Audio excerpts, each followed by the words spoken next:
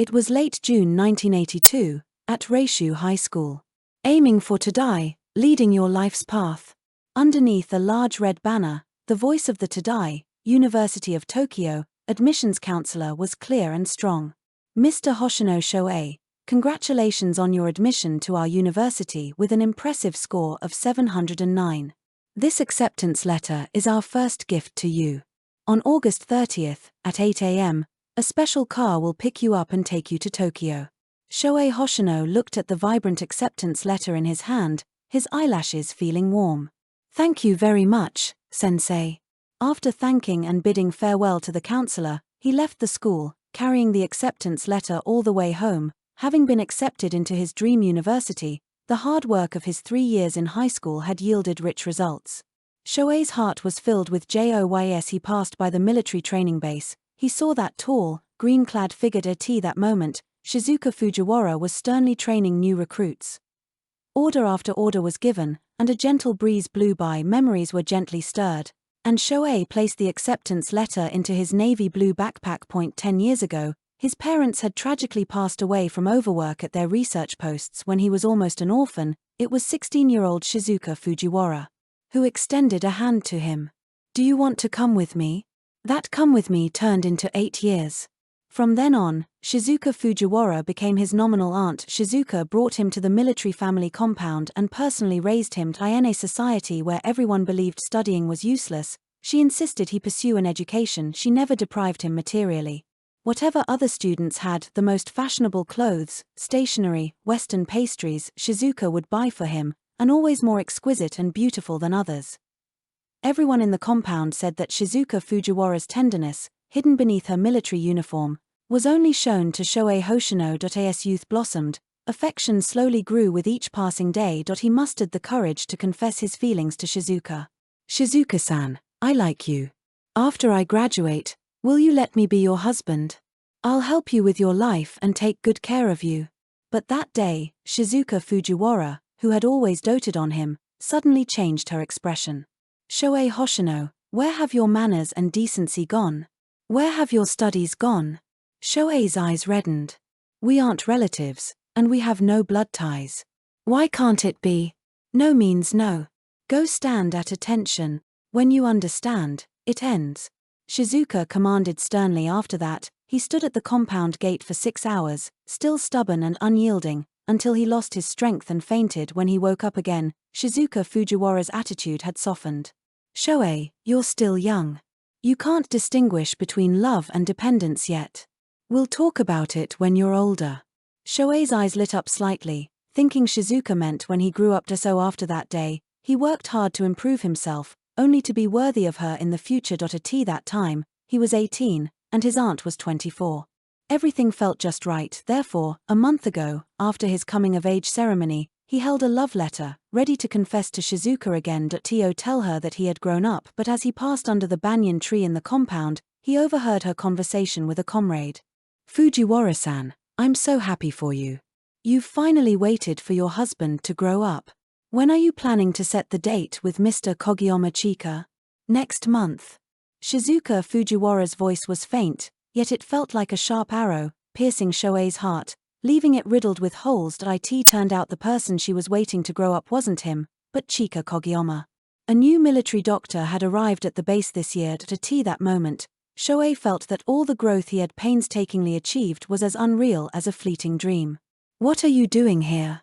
A cold, deep voice pulled his thoughts back. Shohei looked up and saw Shizuka Fujiwara standing before him after dismissing her troops. Shohei, the university entrance exams are over. You should focus on preparing your applications. Don't keep your mind on me. Shizuka thought he was secretly coming to see her as before, and her tone carried a hint of reproach. Shohei replied calmly, Aunt Shizuka, you've misunderstood. I just came back from school and happened to be passing by the military base. His exceptionally calm words startled Shizuka. Just as she was about to say something, a loud voice interrupted. Fujiwara-san, Kogiyama-san is here for you. You go back first. Carefully research and choose a university. Once your exam results are out, I'll give you a gift. After Shizuka Fujiwara finished speaking, she hurried towards Chika Kogiyama, who was wearing a white shirt. Standing still, Shohei watched Chika Kogiyama wipe Shizuka Fujiwara's sweat, a truly perfect match. He averted his gaze, then once again took out the acceptance letter, a sincere smile gracing his lips. Aunt Shizuka, leaving you to go to Tadai is the best gift I've received this year, at 18. After returning home, Shohei Hoshino immediately opened the textbook his counselor had given him and began studying ahead of time. He became so engrossed that he didn't notice the time until 10 o'clock at night. His stomach rumbled, and he realized with a start that he hadn't eaten dinner yet. He went downstairs, cooked some noodles, and brought them out. Just then, there was a movement at the door. Shizuka Fujiwara returned under the moonlight and asked, her lips slightly parted, "Why are you eating dinner so late?" As she slowly approached, Shohei caught the faint scent of daisies emanating from her, and it took him a moment to respond. "I was reading just now and didn't notice the time." Shizuka took out an exquisite gift box and handed it to him. "I bought it at the new shop on South Street. Chika liked it, so I bought one for you too." Her concern for him hadn't changed, but this special preference no longer belonged solely to him. "Thank you, Aunt Shizuka." Shohei calmly accepted it, without a trace of joy in his eyes. Shizuka frowned slightly, sensing his distance. She reached out, intending to offer a few comforting words, but then dropped her hand halfway. She thought to herself that Shohei was probably upset about her engagement and would be fine in a few days. "All right, then eat and get some rest early." With that, Shizuka went upstairs. At the dining table, Shohei finished his noodles alone before returning to his room. He unwrapped the gift box.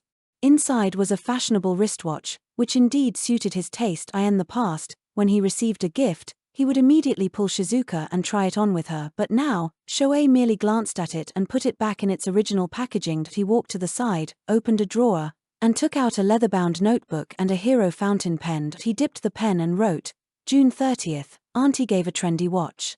Estimated, 15,000 yen. After writing, he looked at the records in the notebook. It was densely filled with all the gifts Shizuka Fujiwara had given him over the years, his tuition fees, and his living expenses. He roughly calculated an amount, added his scholarships from over the years, and the New Year's money he had saved. Then, by working some part-time jobs this summer, he should be able to pay it all back. With his plan set, Shohei closed the ledger and turned off the lights to rest. The next morning, Shohei woke up. As soon as he went downstairs, he saw Shizuka Fujiwara had changed out of her military uniform and was wearing a white dress with a hair tied. Shohei's steps faltered as he vaguely remembered. A year ago, for Shizuka's birthday, he had saved his meal money and bought her a hair tie. Shizuka had only glanced at it and said, "I'm always roughhousing at the base every day, I won't use it." "You shouldn't waste your money on things like this." Shohei looked up at the latest light blue hair tie around Shizuka Fujiwara's neck and instantly guessed who had given it to her. He pressed his lips together, collected his thoughts, and casually greeted her, "Aunt Shizuka, good morning." "I'm going to school." "Didn't you graduate already?" Shizuka turned and asked him. Shohei answered truthfully, "Yes, but today is the graduation ceremony." Actually, Shizuka had previously promised that if she had time, she would go to his graduation ceremony, so as not to miss his important day. But seeing her dressed like this, Shohei understood that she didn't have time and had already forgotten. Seeing his expression, Shizuka called out to him, "Shohei Hoshino." "Shizuka." The low, deep voice at the doorway instantly drowned out hers. Chika Kogiyama, wearing a white shirt, walked into the house.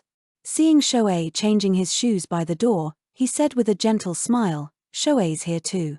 Shohei politely nodded his head, considering it a greeting. Chika Kogiyama walked towards Shizuka and said, "Your hair tie isn't tied properly. Let me help you with it." Shizuka softly replied, "All right."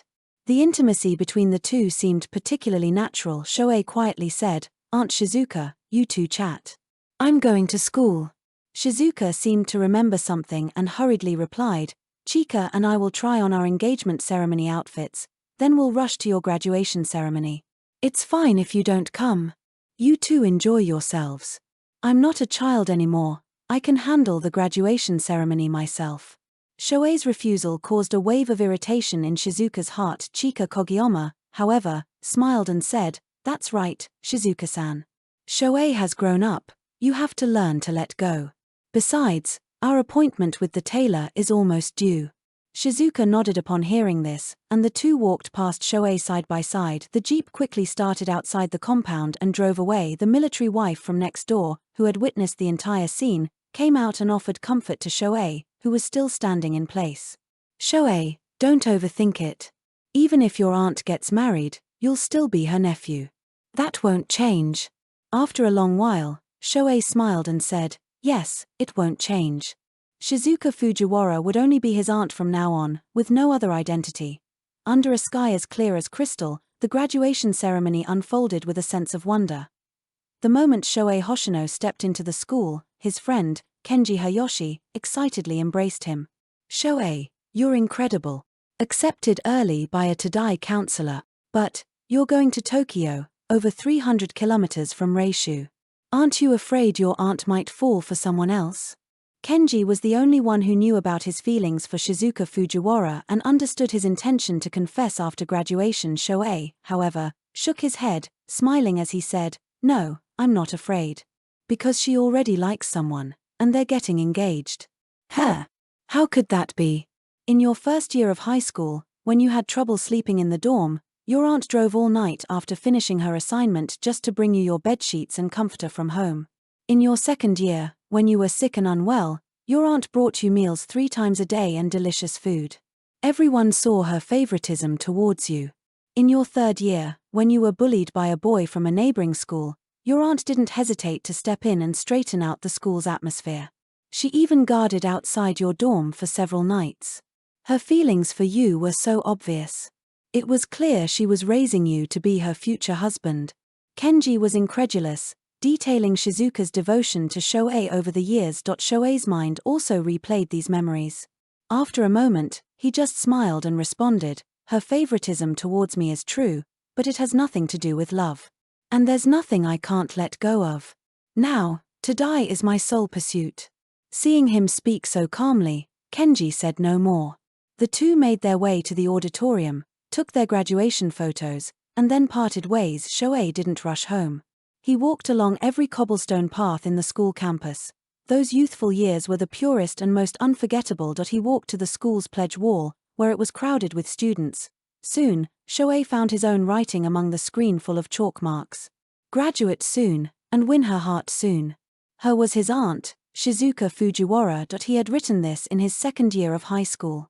Now, the chalk color had faded. A moment later, Shohei reached out and erased the line of text. A blank corner on the wall witnessed this silent farewell.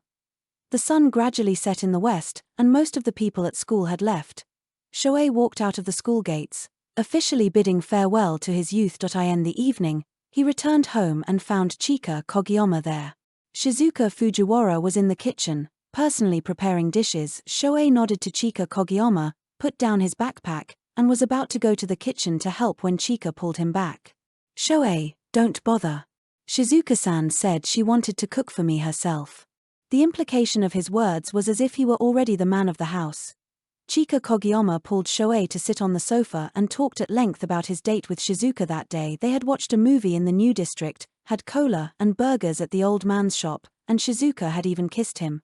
Shohei listened quietly. These were once the dates he had longed for with Shizuka after they became a couple. Now, they had all come true, but he wasn't the leading man. Shohei smiled, then got up and returned to his room under the pretense of studying. He only reappeared at dinner time. When he saw dishes seasoned with chili and sansho peppers on the table, he put down his chopsticks. As a person from northern Japan, Shohei preferred lighter flavors and was allergic to sansho pepper. During his first month at the compound, because he wasn't used to Reishu's cuisine, he had continuously lost several kilograms. Shizuka Fujiwara, who never usually stepped into the kitchen, would get up early every day to personally learn cooking techniques from a northern Japanese military wife in the compound, preparing meals for him. Since then, sansho pepper had never been seen on their dining table again. Come on, try my cooking, Shohei. Chika Kogiyama, beaming, put a generous amount of food into Shohei's bowl. Shohei tried his best to pick dishes that weren't tainted with sansho pepper, but after only 2 bites, he felt something was wrong with his body. He put down his chopsticks, stood up, and said, Aunt Shizuka, I'm full. You too take your time. With that, he intended to go back to his room to take his allergy medication, but before he could even turn around, Shizuka Fujiwara said sternly. Shohei Hoshino, have I spoiled you so much that you don't even know how to treat guests anymore? Chika-san is still here. There's no reason for you to make a face and leave the table. Shizuka thought he was throwing a childish tantrum. Shohei was helpless and opened his mouth to explain. Aunt Shizuka, I'm allergic to sansho pepper.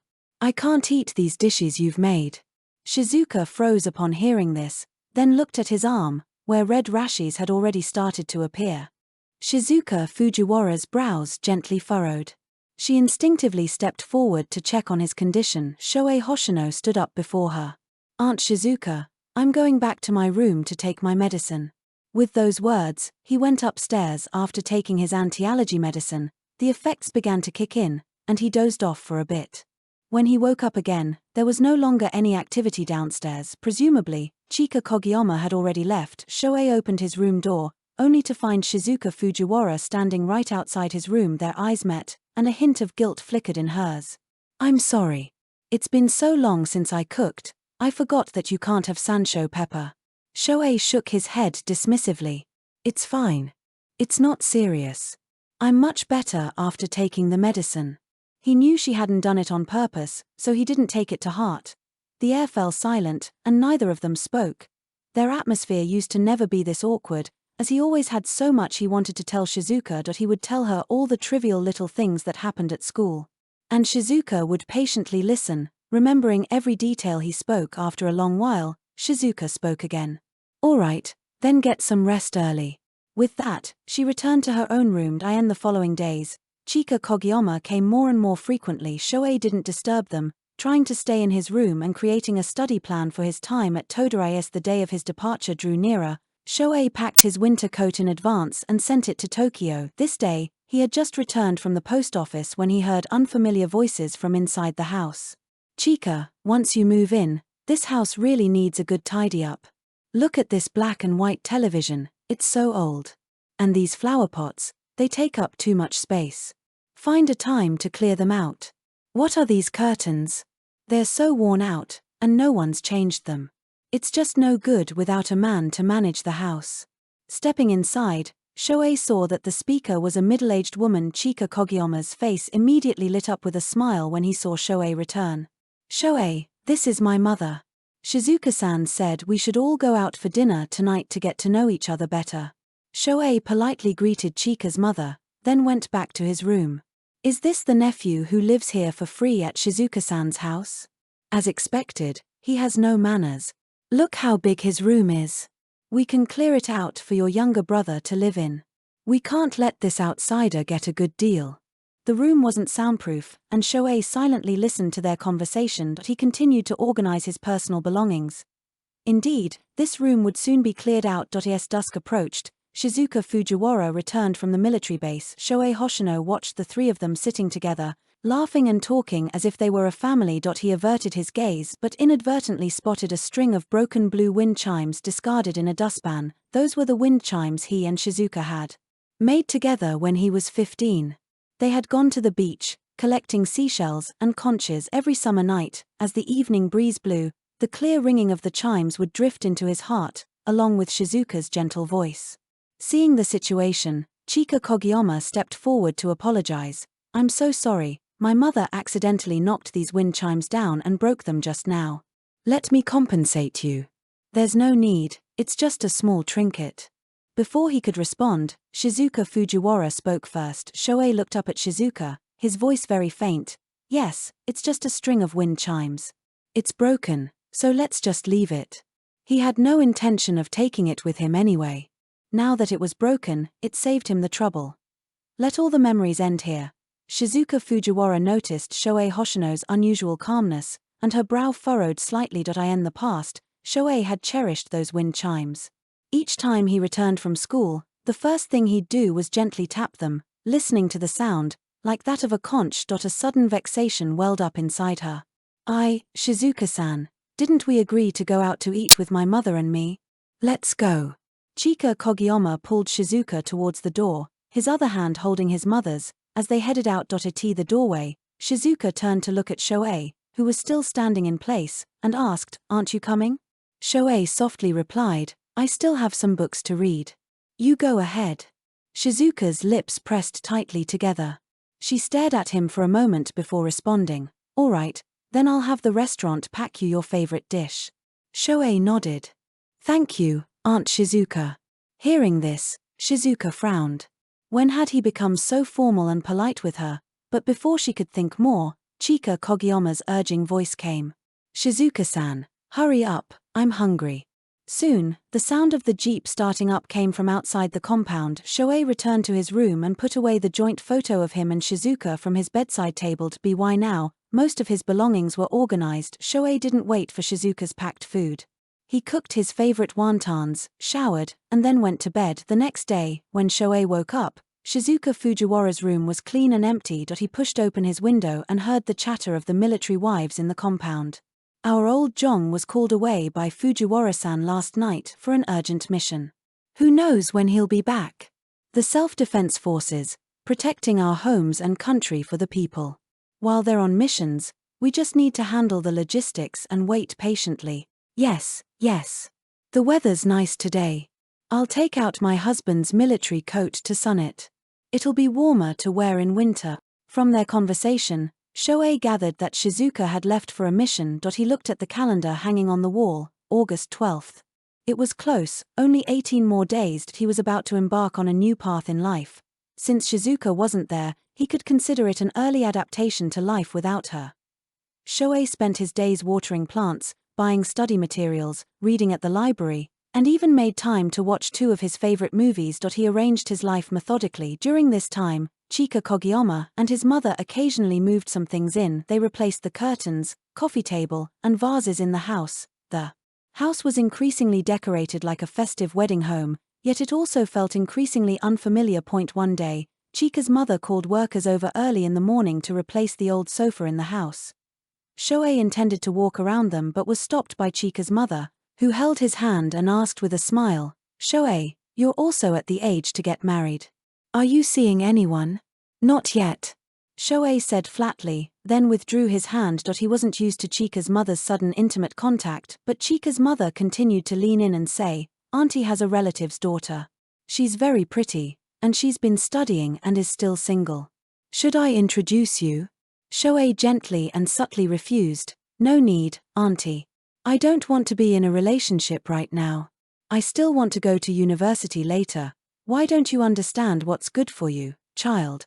If you don't find a partner or get married, do you plan to stay at Shizuka-san's house your whole life? You're not even relatives. Aren't you afraid of people talking and gossiping? Shizuka-san is a military officer. Her reputation can't be dragged down." Shohei fell silent. Would it affect Shizuka Fujiwara? Even if it did, once he went to Tokyo, those rumors should dissipate on their own. In the end, Shohei still didn't agree to the arranged meeting. However, the next morning, as he was reading at a coffee shop, Chika's mother led a young woman over. "Shohei, this is the niece your aunt told you about. You two chat." Chika's mother left, and Shohei looked at the girl sitting opposite him. She was quite pretty and neatly dressed. Feeling helpless, he directly said, "I'm sorry, I'm not interested in a relationship, so you've come all this way for nothing." The girl was startled at first, then a gentle, understanding smile appeared on her face. "It's okay, I expected it. But my aunt is still watching outside, so I have to sit here for a bit." Shohei nodded. The two were originally not bothering each other, but then the girl looked at the biology research book in his hand and struck up a conversation. After a brief chat, Shohei learned that she also loved biology, was a distinguished Tadai graduate, and had just graduated and returned this year. Shohei's face was filled with excitement. "So that means you're my senior, right?" "Yes. Tokyo's climate is colder than Reishu's, so you should bring more warm clothes. Have you packed all your luggage?" "My suitcase is too small, it can't fit many thick coats." Before he could finish his sentence, Shizuka Fujiwara's cold, angry voice suddenly came from behind him. "Shohei Hoshino, you've gotten bolder. You're actually planning to go to Tokyo with a strange woman?" Shohei turned around and saw Shizuka Fujiwara standing behind him, her face grim. "Aunt Shizuka, I'm not." Before he could explain, Shizuka grabbed his wrist tightly. Ignoring the reactions of those around them, she dragged him back to the military family compound. As soon as they entered, the heavy slam of the door made the windows rattle. Shizuka's eyes were stern. Shohei Hoshino, have I ever told you to have self-respect and self-love, and not to fool around? His wrist hurt from her grip, and he was being inexplicably scolded. Shohei's nose felt a bit sore. He took a deep breath and said, "That was an arranged meeting set up by Aunt Kogiyama. I refused, but she brought the person here anyway. She said that you and I have no relation, and that only if I have a partner or get married will people stop gossiping about us. Aunt Shizuka, in what way do I lack self-respect? Or self-love?" Shizuka looked at him, her gaze fixed, and she didn't speak for a long time. The living room was silent. It wasn't until a guard came to find Shizuka at the door that she finally spoke before leaving. "Don't pay attention to that gossip. You don't even have to get married, I'll support you for life. As for going to Tokyo for fun, I'll take you again when the New Year's holiday comes." With that, she left. Shohei stood there, silently smiling. If Shizuka had only asked one more question, she might have realized that he wasn't going to Tokyo for fun, but because he had been accepted into Tadai, never mind. Since she didn't care, there was no need to say more. She was starting her own family, and he had his own path to follow. They were destined to separate anyway. Fortunately, he was the one to initiate this separation. The next day, as Shohei Hoshino entered the living room after waking up, he saw a delicious-smelling breakfast on the table, and Shizuka Fujiwara's figure. Everything seemed to have returned to how it was before Chika Kogiyama, but Shohei knew it couldn't go back. This was merely Shizuka apologizing for the harsh words she had spoken the day before. He sat on a dining chair, silently eating his breakfast. Shizuka looked around and suddenly said, "It seems Chika has redecorated the house. Check your room and see if anything's missing. We can replace it all together." "No need," Shohei thought for a moment before declining. Shizuka was only surprised for a moment, and then she didn't insist. Silence fell between them after breakfast. Shizuka quickly left for the base. Shohei didn't stay home either. He returned to his room, retrieved a box filled with his old, outgrown clothes. He planned to donate them to the Red Cross, to help those in need. He wanted to clear out all his belongings from this house before he left. He volunteered at the Red Cross for a while before returning. As soon as he entered the compound, a military wife from the compound ran towards him, her voice urgent. "Shohei, you're finally back. Your aunt got hurt while saving someone. You should hurry to the infirmary and check on her." Shohei rushed to the infirmary. The infirmary, the doctor told him that Shizuka Fujiwara's abdominal wound was somewhat infected, and she had a low-grade fever, requiring physical cooling. Shohei nodded. He spent the entire night running back and forth between the ward and the hot water room, repeatedly soaking and wringing out towels. He gently wiped Shizuka's forehead, using the palm of his hand to cool her down. He was exhausted by 3 a.m., his eyelids growing heavier. He didn't even slightly doze off until Shizuka's fever subsided. The next day, the morning sunlight streamed into the ward. Shizuka slowly opened her eyes and saw the soft object by her hand. Her heart instantly pounded, and she quickly raised her hand to push him away. Shohei was pushed awake by a force. As soon as he opened his eyes, he met Shizuka Fujiwara's icy gaze. "Shohei Hoshino, I told you not to do such shameful things again." Last night, he had been so utterly exhausted that he had fallen asleep with his head resting by Shizuka's hand. Shohei knew she had misunderstood. Just as he was about to explain, the nurse came in to change the dressing. "Fujiwara-san, you're truly blessed. Your boyfriend stayed up all night to take care of you. You've found a treasure." At these words, Shizuka Fujiwara's face grew even colder. "He's not my boyfriend." The young nurse's face was filled with embarrassment. She quickly apologized and left after changing the dressing. The door closed again, leaving only the two of them in the ward. Shohei looked at Shizuka Fujiwara's tightly furrowed brows and continued to explain, "Aunt Shizuka, But Shizuka interrupted him again. "Shohei Hoshino, if you want to go to Tokyo with someone, then go. I won't stop you." After a long silence, Shohei smiled faintly and replied, "Okay." He was going, and she indeed couldn't stop him. As day broke, Chika Kogiyama rushed to the hospital after hearing the news. He walked to Shizuka Fujiwara's side, his face full of worry. "You really scared me badly. If anything happened to you, what would I do?" Shizuka gently reassured him, "It's nothing. For you, I won't let anything happen to myself." Seeing the deep affection and mutual concern between the two, Shohei quietly left the ward. The following days, Shohei did not go to the hospital again. Only 10 days remained until his departure. He emptied his piggy bank and counted the money. It was enough to repay Shizuka and express his gratitude for her kindness over the years. However, there would be many expenses once he started at Tadai. From now on, he would have to rely solely on himself. After much thought, Shohei went out, intending to continue looking for part-time work. Fortunately, he had good luck. The owner of a calligraphy and painting shop, seeing that he was well educated, hired him to write letters, couplets, and marriage certificates for customers. The calligraphy and painting shop's business was booming, so for the next few days, he was busy, leaving early and returning late. One day, he returned home very late. Just as he was about to enter the house, Mrs. Jong from next door stopped him, asking, "Shohei, today I saw your aunt and Chika at the gold store in Kokuo Market, picking out wedding jewelry. Are they getting married soon?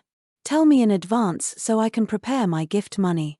Shohei was stunned and couldn't answer for a moment. Although Shizuka had mentioned that her engagement to Chika Kogiyama was to be set, he genuinely forgot to ask for the specific date. He could only tell Mrs. Jong that he would ask the next day and let her know. The next day, Shohei Hoshino planned to go to the military base to find Shizuka Fujiwara after work. However, unexpectedly, just before closing time, he saw Shizuka Fujiwara and Chika Kogiyama walk into the shop. The moment Shizuka saw him, her expression turned stern. "Why are you here?" Shohei quickly found an excuse. "I'm helping a classmate, and practicing my calligraphy at the same time." Chika Kogiyama smiled broadly. "What a coincidence. My engagement ceremony with your aunt is set for the 30th of this month. Since you're here, we'll entrust our marriage certificate to you." Hearing the date, Shohei was stunned for a moment, but quickly nodded in agreement. "Okay." He collected his thoughts, spread out the red paper, picked up his brush, lightly dipped it in ink, and began to write. Fujiwara Shizuka, female, Kogiyama Chika, male, two families united in marriage, by free will and love. May you be happily wed today, and may your happiness last forever. May your bond be eternal, a perfect match. Shohei Hoshino's calligraphy was strong and beautiful. He hadn't developed this style himself, he had inherited Shizuka Fujiwara's years ago. It was Shizuka who held his hand, teaching him to write stroke by stroke. He had even joked once, "Aunt Shizuka, don't we look like a newlywed couple writing their marriage certificate?" Shizuka had lightly tapped his head with the brush. "Who writes such ugly characters for a marriage certificate? Don't get ahead of yourself, just practice your writing."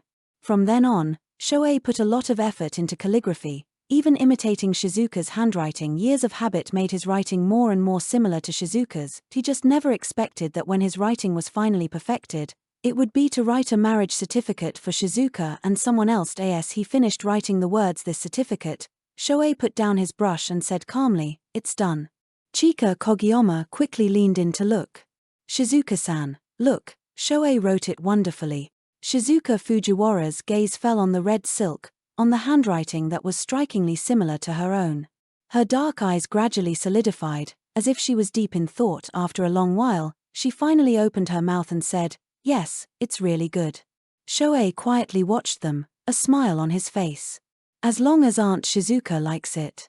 This marriage certificate, he decided, would be his wedding gift for her. As night fell, Shohei Hoshino finished writing the last set of couplets for a customer before clocking out. Dragging his tired body back to the military family compound, he saw Shizuka Fujiwara sitting on the sofa. Even though she had only been gone for a few days, Shohei felt a peculiar sense of unfamiliarity. "Aunt Shizuka," he greeted softly, then prepared to return to his room. Shizuka took out two 10,000 yen subsidies from her pocket. "If you don't have enough money, tell me. You're still young, you don't need to enter society too early. Focus on your studies." Shohei didn't take the money. "Aunt Shizuka, I earn my own money and spend it myself. I think that's a very happy thing." But when Shizuka heard this, she felt as if the child in front of her had changed. Suddenly, an inexplicable feeling of unease welled up in her chest. After a while, she spoke again. "All right, if you don't want it, I'll save it for your university tuition. Oh, by the way, after Chika's and my engagement ceremony on the 30th, I'll take you to the university on the 31st. Universities usually start on the 1st, so there's enough time. If I go to a very distant university, will Aunt Shizuka still take me?" Shohei suddenly asked. Shizuka Fujiwara's expression abruptly changed. What do you mean? Didn't you apply to a local university? Shohei lowered his gaze and replied faintly, No, I was just asking. Hearing his affirmative reply, Shizuka's nervous mood finally relaxed. She looked at the clock on the wall. I'm going back to the base for training. Lock the door and go to bed early. With those words, she left. Facing the moonlight, Shohei got up and walked towards the calendar hanging on the wall. He ripped off the page representing today. 2 more days. The last 2 days. The next day, Shohei collected his wages from the calligraphy and painting shop and then went to buy balloons, red paper, and some pretty potted plants. He planned to decorate the house festively. It was also a way of showing his sincerity before leaving. He had once fantasized about spending his days and nights in this house, growing old with Shizuka Fujiwara, just like this, but now, none of that had anything to do with him anymore. In the evening, the night before Shizuka Fujiwara's engagement, comrades from the military base came to offer their congratulations. Dressed in their military uniforms, they sat around in the courtyard, drinking and chatting. Shizuka told him to go back to his room and rest, and he didn't disturb them. He returned to his room, carefully checked the items in his suitcase, and after confirming nothing was left out, zipped it shut. Everything was ready. He just needed to wait for the Tadai admissions shuttle to pick him up tomorrow, and then he could leave. The night sky was bright, and the moon was full. Suddenly, a shooting star streaked across the night sky, like a dazzling light, illuminating the sky above the family compound. It's a shooting star, a once-in-a-century sight. Looks like tomorrow will be a good day. People who hadn't slept immediately ran outside, facing the shooting star, making wishes and praying. Shohei looked at Shizuka Fujiwara among the crowd downstairs, smiled faintly, clasped his hands together, and closed his eyes. Happiness and good health. He said these words for Shizuka, and for himself, and no matter how far the future stretched, he would fearlessly forge ahead, no matter the challenges. The next day, 7 o'clock. Firecrackers and drums thundered, and a grand procession of wedding cars adorned with large red flowers lined up in an orderly fashion. Shohei Hoshino watched from the window. Only after Shizuka Fujiwara departed did he carry his suitcase downstairs. He walked into the living room and placed a stack of money, a letter, and the front door key on the coffee table. The clock struck exactly 8, the appointed time with his counselor. Shohei stood up, holding his acceptance letter, decisively closed the door, and left. A crimson sun slowly rose in the dawn. Shohei Hoshino strode forward with his head held high, stepping onto the Tadai special car meant for him. Having just finished her engagement banquet, Shizuka Fujiwara felt a large chunk missing from her heart. In a panic, she drove back. This engagement was something she had planned long ago. Firstly, she was indeed at the age to settle down. Secondly, she wanted Shohei to completely give up on her, but when she genuinely heard Shohei's words wishing her a happy and fulfilling marriage, she found his voice particularly grating. During the engagement, her mind was filled with his calm face. Shizuka guessed that it was merely a forced smile on his part.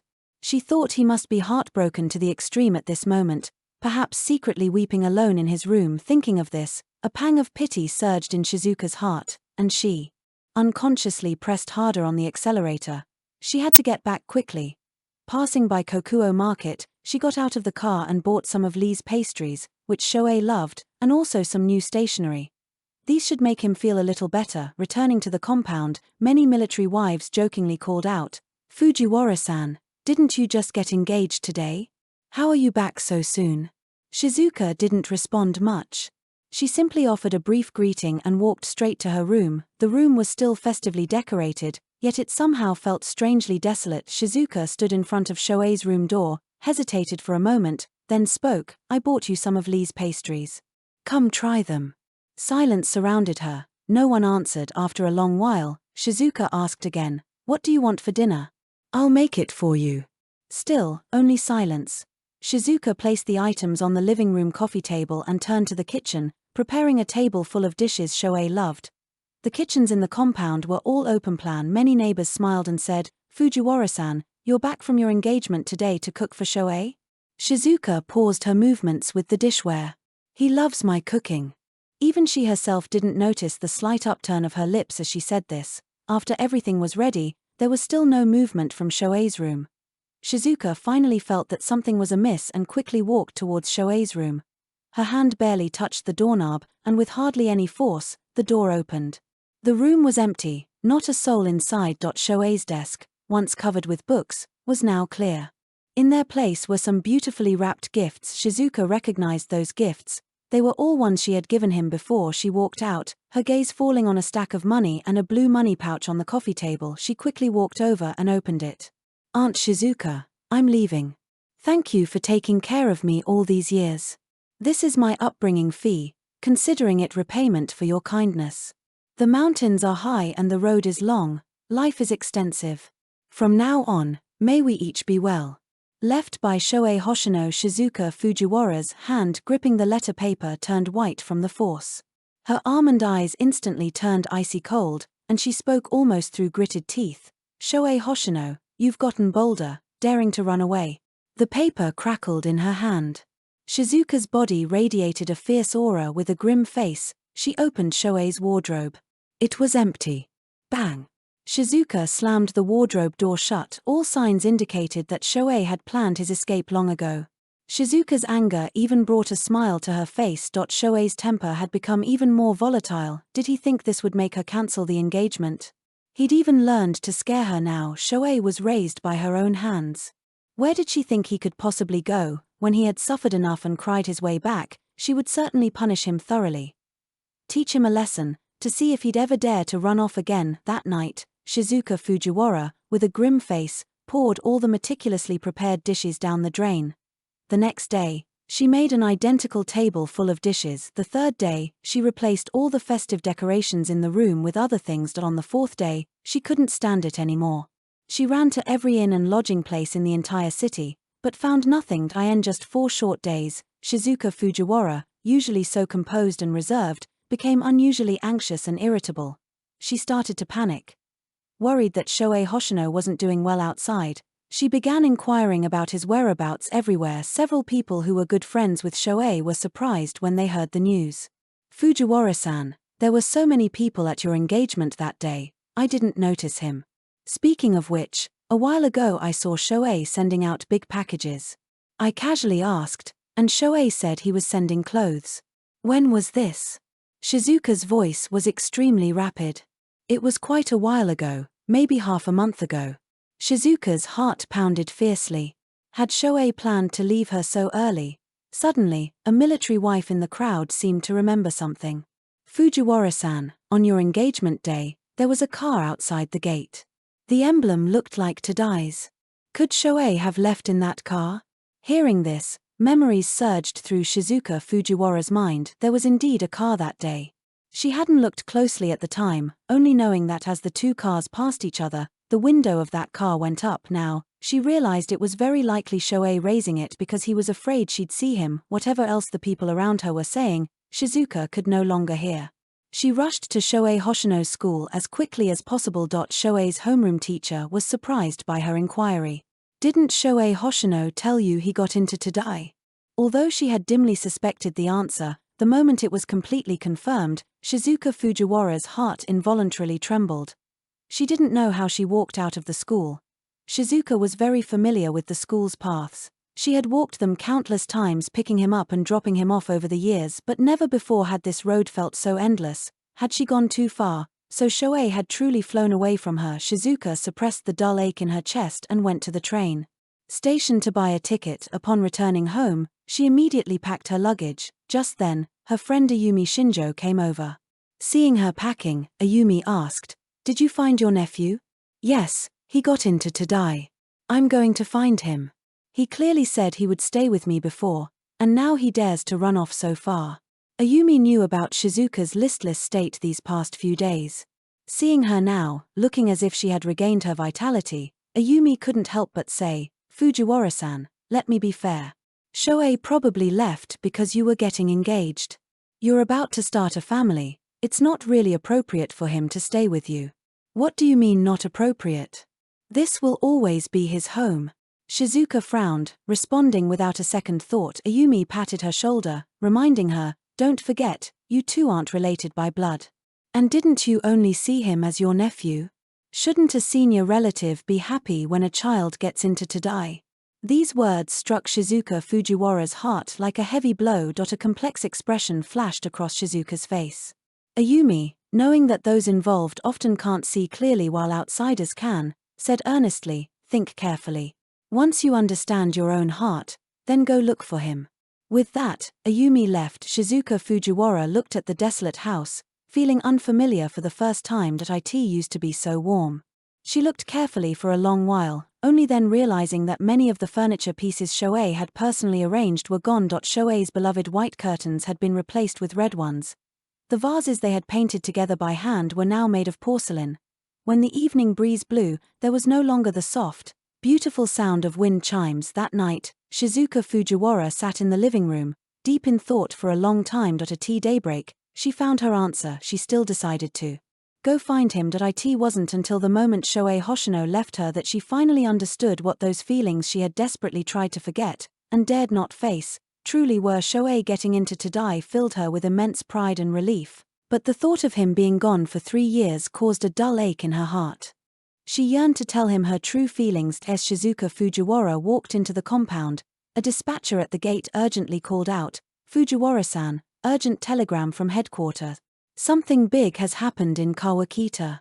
You need to report back immediately." An hour later, Shizuka boarded a truck bound for Kawakita. She pulled a paper map from her coat pocket, gazing at the direction of Tokyo on the map. She looked for a long while until her eyes ached, then put it away. She looked forward, her gaze sharp. Depart. A year later, on the Tadai campus. "Shohei, are you not going home for the New Year's holiday this year either?" his roommate asked him. Shohei smiled and shook his head. "No." "All right then. Be careful, and call me if you miss me." "Okay." After his 3 roommates left, Shohei leaned back in his chair, looking at his face in the mirror. In reality, he was homeless and had nowhere to go. His aunt must be married by now. There was no longer a place for him there. Thinking of Shizuka Fujiwara, Shohei suddenly remembered something and took out his wallet to count his money. 1,500 yen. It was all from his scholarships and what he earned from part-time jobs after school every day. It was much more than the upbringing expenses he owed Shizuka. Shohei kept only a small amount for his living expenses, then went to the school gate and mailed the rest to Shizuka Fujiwara. After the postal worker took the package, Shohei felt an inexplicable sense of relief that he was finally clear of his obligations to Shizuka Fujiwara. But he would always remember Shizuka Fujiwara's kindness. After all, she had raised him and showed him a broader world. Shohei had only been out for a moment when snow began to fall from the sky. He had heard that Beijing was beautiful when it snowed, but last year he was too busy working to earn money to appreciate it. This year, he planned to see it. Just as he was about to head back, a large hand blocked his path. "Shohei Hoshino, it's so cold. Are you still going to work?" a languid voice came. Shohei looked up and saw a brilliantly smiling, flamboyant face. It was Yui Kurenai, a prominent figure at Tadai. She was also his senior. Shohei's acquaintance with her also stemmed from an embarrassing accident. "Wearing so little again? Where does all the money you earn go? You don't even buy yourself new clothes." As soon as her words fell, earmuffs were placed on Shohei's reddened ears. Shohei's eyes widened. He was about to speak. The next second, Yui Kurenai wrapped a scarf around him, tying it in a few quick movements. Shohei struggled to take off the clothing, when Yui Kurenai's sweet voice came, "Don't take it off. Do you still want to earn money with me in the future?" These words truly made Shohei stop his actions. The reason Shohei could earn so much money in a year was because he was with Yui Kurenai. Living in Tokyo, expenses were not small. At first, he was eager to pay Shizuka's upbringing expenses, so he could only find manual labor jobs. Later, Yui Kurenai led him into many fields he had never touched before, selling specialty snacks from abroad, dabbling in clothing trade. Yui Kurenai grew up overseas. She was well-traveled and knew far more than people from inland, and she was particularly intelligent, with a quick mind. Furthermore, she had always been the center of attention at school. Following her, Shohei earned a lot of money, but earning money with Yui Kurenai came with a condition. The condition was to be her nominal boyfriend. The first time Shohei Hoshino met Yui Kurenai was in his 2nd month at Tadai. That night, he was organizing his study materials under a streetlight in the garden. He witnessed the class heartthrob confessing his feelings to Yui Kurenai. He crouched by the streetlight, not daring to move, afraid of disturbing them. Time stretched on, and by the time the heartthrob finished reading the love letter, Shohei's legs were numb from squatting. When he stood up to stretch, he made a sound. Shohei felt a wave of embarrassment and quickly apologized. "I'm sorry. I'm sorry. Two voices spoke at once. Shohei instinctively looked over. He saw Yui Kurenai looking at him with a playful glint in her eyes, saying to the heartthrob beside her, "You're not my type. I like someone like him, he looks obedient." Shohei's head buzzed, and he stood frozen for a moment. The heartthrob immediately glared at him with annoyance, scoffed, and walked away. After regaining his composure, Shohei felt a bit anxious. They were classmates, and he didn't want to make the relationship too tense. "Excuse me, I don't know you. Don't use me as a shield." His voice carried a hint of anger, but because he had spent many years in the South, even when angry, his voice didn't convey much rage. "Oh, got it.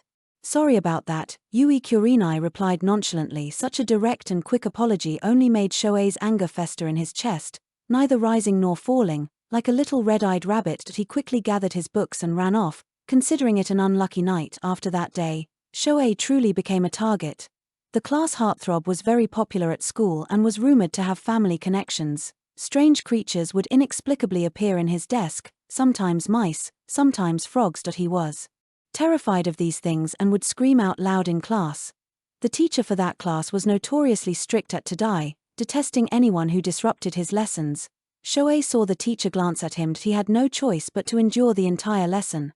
After class, Shohei told the homeroom teacher what had happened. The final outcome was that a few friends who were close to the heartthrob took the blame. Meanwhile, the heartthrob merely looked at him with a triumphant and provocative gaze. Shohei was experiencing these things for the first time. Before, he had been well protected by Shizuka Fujiwara. Because of Shizuka Fujiwara's status, the school teachers also looked out for him. He had never encountered such a situation. Shohei calmly thought it over and decided to take this opportunity to clarify the whole situation with the heartthrob. To his surprise, after listening, the heartthrob's anger intensified. "Are you showing off to me?" No matter how Shohei explained, the heartthrob refused to believe him. After that day, the heartthrob's targeting of him shifted from overt actions to isolation and spreading rumors, and no matter where Shohei went, he could hear people pointing and whispering behind his back. They called him a country bumpkin, a snitch, and, even worse, accused him of being a third party in relationships, and no matter how Shohei explained, it was useless. Then, one time, the heartthrob and his group of friends saw him working as a waiter at a restaurant. They deliberately caused trouble and complained about him, leading him to lose his job. That night, Shohei finally couldn't hold back and cried into his pillow. He fiercely told himself he hadn't done anything wrong. Less than a week later, he was falsely accused of stealing the heartthrob's wallet. They planned to search his belongings. It must be Shohei who stole it. He's dirt poor and works as a waiter at a restaurant. Yeah, I saw him that day too. Over a dozen people stood outside his dorm room, collectively accusing and condemning him. Shohei's roommate defended him. "Do you have any proof?" "Proof? It'll be obvious once we look." With that, one boy swiftly pulled out Shohei's canvas bag, and a brown wallet dropped out. "The evidence is irrefutable, Shohei Hoshino. Do you still want to argue? Come on, let's go tell the teacher. He loves to tattle, doesn't he? We'll go too. Someone with such poor character should be expelled." Shohei quickly explained, "I didn't do it. My bag was left in the library today." The crowd wouldn't listen to his explanation. They forcibly dragged him to the homeroom teacher's office. With both witnesses and evidence, the heartthrob triumphantly declared that his wallet contained a significant amount of money, at least 600,000 yen in cash, demanding compensation from Shohei, and refusing to give up otherwise. The amount was not small. The homeroom teacher hadn't expected Shohei to do something like this. She said disappointedly, "Misconduct. Go call your parents, otherwise, you'll be expelled according to school rules." Hearing about calling parents, Shohei's throat tightened. "I don't have any parents." The heartthrob smirked, "Then just follow the school rules." Shohei clenched his fists. "Teacher, please give me a week. I will prove my innocence. If I can't, I agree to the school's disciplinary action." The homeroom teacher hesitated but eventually agreed. After coming out, the heartthrob looked at him mockingly. "Let's see how long you can last." Shohei walked back to his dorm, fine, slanting rain falling around him. He wasn't actually sure he could find any evidence, but his heart had panicked when they mentioned calling parents. He didn't want to trouble Shizuka Fujiwara again, but if he couldn't find evidence, he would be punished. Thinking of his unyielding spirit over the years, Shohei felt a sense of indignation again. Suddenly, he thought of someone, Yui Kurenai. Even though they were both on the Tadai campus, it took Shohei 2 days to find Yui Kurenai. With a heavy heart, he briefly explained the situation to Yui Kurenai. He spoke rapidly, a bit incoherently. After finishing, he looked at Yui Kurenai nervously. Shohei wasn't sure if she would help him, but this was his last hope. He wanted to try. Just as he thought Yui Kurenai would refuse, a male voice spoke. "Why didn't you say something sooner?" "Wait here." Yui Kurenai left, leaving Shohei puzzled by her words. The last day of the 1-week deadline, Shohei sat inside the school's gazebo, his face full of helplessness. He had thought for a long time and finally prepared to go to the homeroom teacher's office to accept the school's punishment. To his surprise, someone patted him on the shoulder. Shohei turned and saw Yui Kurenai. Yui Kurenai saw his red eyes and frowned. "Why are you crying?" "It's ugly," she stopped mid-sentence. "Don't cry. The evidence has been found. It was all a setup by them. The teacher has cleared everything up. You're fine now." Shohei's reddened eyes widened, his voice soft from crying. "Really? Can I lie to you? How did you find the evidence?" Yui Kurenai's distinctly jointed hand twirled the recording pen in her hand. "Through high-tech methods, plus some cunning conversation." Shohei wiped away his tears. "Thank you." Hearing this, Yui Kurenai lightly touched her nose, her tone slightly uncomfortable. "Don't mention it. After all, this happened because of me." It was from this day onwards that Shohei Hoshino and Yui Kurenai became connected. The class heartthrob and the others involved were punished according to the severity of their actions.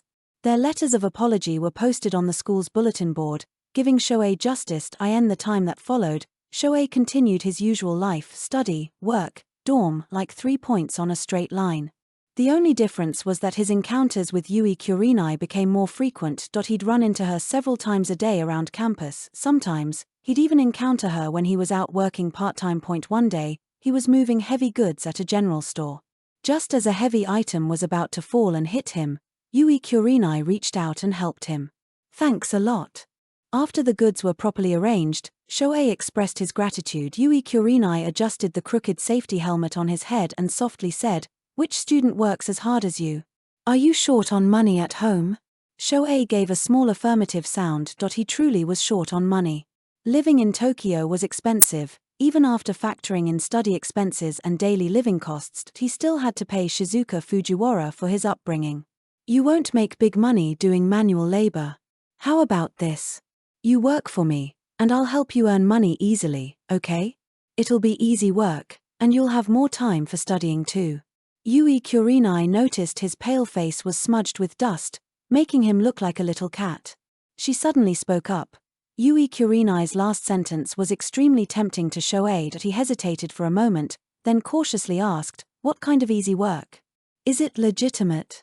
He had grown a lot since coming to Tokyo. He had learned many life lessons and understood that there was no such thing as a free lunch. Although he had some interactions with Yui Kurenai, he still maintained a degree of caution. Seeing his cautious demeanor, Yui Kurenai couldn't help but smile.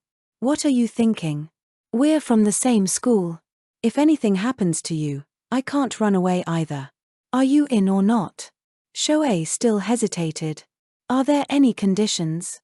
He was like a cautious little rabbit, constantly testing for traps ahead. Yui Kurenai's playful eyes smiled even more. Yes, there are." As expected, when she said that, the light in Shohei's eyes dimmed a bit. "Then never mind, thank you." He refused very directly. Yui Kurenai raised an eyebrow. "You won't even listen to the conditions?" "No."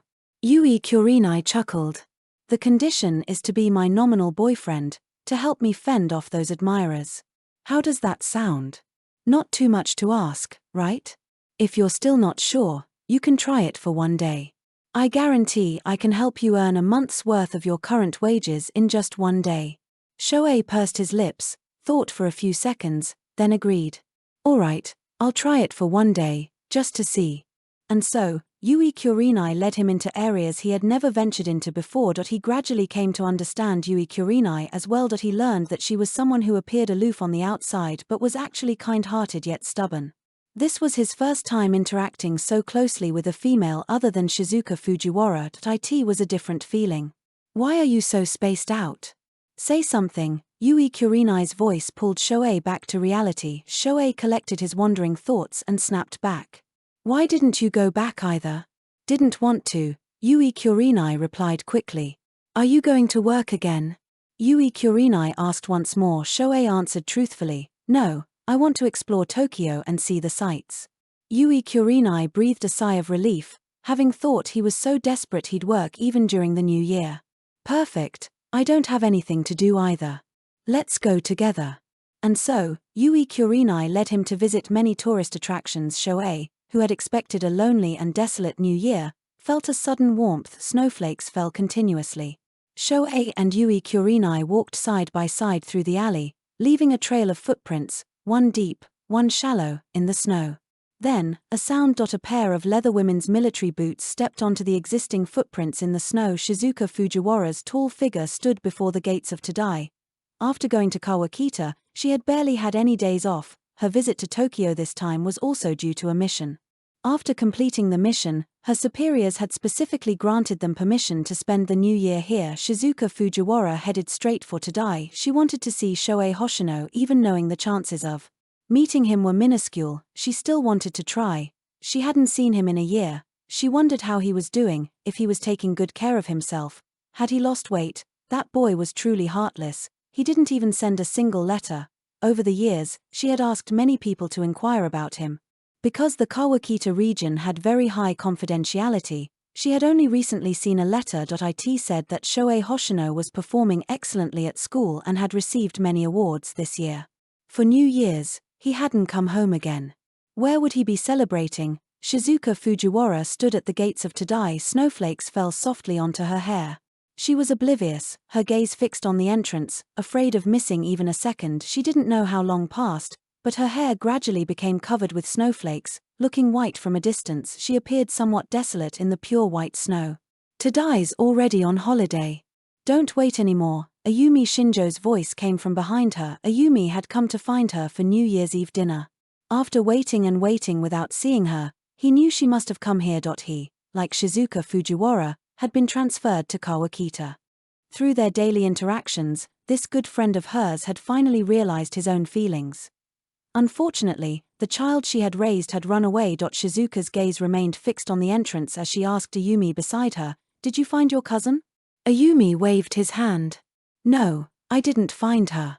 That little girl is very clever. She doesn't want to spend New Year's with me, so let her be. Come on, let's go eat New Year's Eve dinner. We're just waiting for you."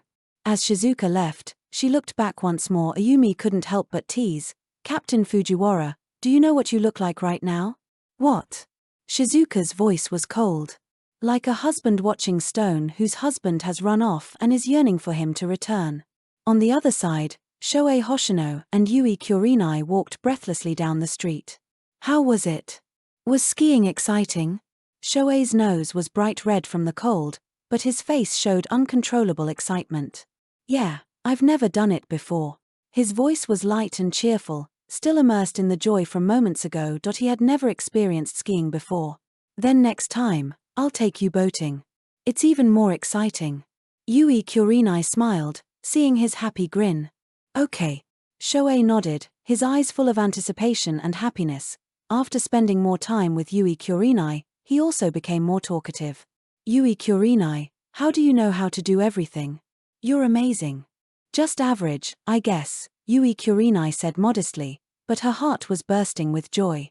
"Did you learn all this overseas?" Shohei couldn't help but ask. "Yes, back then I wasn't good at studying, I just loved playing these kinds of things. That's why my family brought me back." Shohei acutely sensed that her emotions were a little off when she said this. "So, are you not happy now that you're back?" Shohei blurted out instinctively. After speaking, he regretted it a little, fearing he had said the wrong thing. "I didn't mean." Yui Kurenai noticed his caution. She lightly patted his shoulder, her lips curving upward as she said, "You don't have to be so careful when talking to me." Shohei didn't know when it started, but Yui Kurenai particularly loved patting his shoulder. Strangely, he didn't mind it at all. "Okay." Shohei nodded in acknowledgement. His obedient demeanor made Yui Kurenai's heart soften like a gentle feather. She gazed at him, her eyes seemingly able to hold only his figure. Now. I'm doing pretty well. Shohei felt a bit awkward under her gaze. Yui Kurenai quickly averted her eyes, lightly cleared her throat. Come on, I'll take you to New Year's Eve dinner. The two walked towards a hot pot restaurant. Just as they were about to step into the private room, Ayumi Shinjo came out of the adjacent room. Yui, who are you having dinner with? Shohei's back was turned, so he didn't see the person speaking, but the voice felt strangely familiar to him. Yes, if he had heard it somewhere before. It seemed to be a friend of Shizuka Fujiwara's. At this thought, Shohei's body involuntarily stiffened slightly. Yui Kurenai naturally noticed his strangeness. Assuming he was shy, she softly said, "You go in first. I'll go say hello." Okay. Meanwhile, Ayumi Shinjo only saw a familiar back, wearing earmuffs. He felt it was somewhat familiar but couldn't quite place it. While he was thinking, Yui Kurenai had already walked up to him. Brother. Yui Kurenai's greeting sounded unnatural. Ayumi got a headache the moment he saw her. He pulled her into the private room, intending to lecture her thoroughly. Little girl, you ran off so fast. I was looking for you earlier for New Year's, and you disappeared without a trace. Now you decide to call me brother. Then just pretend I didn't call you that. Oh, Captain Fujiwara, look. If this mischievous little girl were at the base, I'd knock her silly. Ayumi was furious. You handle it. Shizuka Fujiwara's voice was flat. Yui Kurenai lazily glanced at the imposing woman in the private room. Shizuka Fujiwara had no interest in interfering with their family matters and silently sipped her sake alone, using alcohol to numb her empty heart. The reason you're not eating with me is because you're eating with another boy? A boyfriend? Let me see. Ayumi forcibly suppressed the anger in his heart and started to walk out. The next second, Yui Kurenai blocked him. Brother, don't cause trouble. He's timid. Her tone held a hint of pleading. This was the first time Ayumi had ever seen his fearless cousin act like this. Ayumi was somewhat disbelieving, but he knew his cousin's stubborn nature. If she didn't want him to see, then he wouldn't. Yui Kurenai, for once, took the initiative to speak. Nothing's wrong. I'm going back now. I don't want him to wait too long. I'll come find you tonight. Happy New Year. With that, she quickly left. Ayumi was surprised again by her Happy New Year. By the time he reacted, she was already gone. Ayumi looked around, sighing repeatedly. Someone in love really is different. This person, who was always so carefree and disregarded everyone, has started to become considerate. Then, Ayumi looked at Shizuka Fujiwara, who was silently drinking beside him. Hey, there's another one here. From a solitary person with no desires, she's become a lovesick husband watching stone. Shizuka didn't respond, tilting her head back to drink another cup of baijiu. The fiery alcohol cut into her chest like a knife, causing a sharp pain. She couldn't help but remember the last time she drank like this was when Shohei Hoshino confessed his feelings to her. That day, after scolding him severely, she couldn't help but feel a pang of heartache. Unbeknownst to her, the boy she had meticulously cared for had grown so much. When she heard him blushingly express his feelings, she was first disbelieving, and then a strange, indescribable emotion, a feeling she had never experienced in her 20-plus years of life. When she heard Shohei call her Aunt Shizuka again, she instantly sobered up, and then anger surged within her. Their identities were clearly laid out for everyone to see, so she rebuked him to cover her inner turmoil. She clearly sensed that she too harbored such impure thoughts. How was such behavior any different from those who disregarded human morality? Shizuka continued to scold herself inwardly, but when facing Shohei, she couldn't help but fall for him. She continued to torment herself within a painful vortex.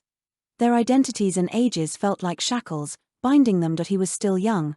Perhaps it was just a momentary impulse. She absolutely could not ruin him. Shohei Hoshino seemed particularly earnest in his pursuit of her. She could only pretend not to see his feelings on one hand, and desperately hide those unspeakable thoughts deep within her heart on the other. Not long after, Chika Kogiyama from the medical team expressed his affection for her. Shizuka Fujiwara thought this might be an opportunity to make Shohei give up on her completely. So, she cooperated with Chika Kogiyama, who was also willing to go along with her plan.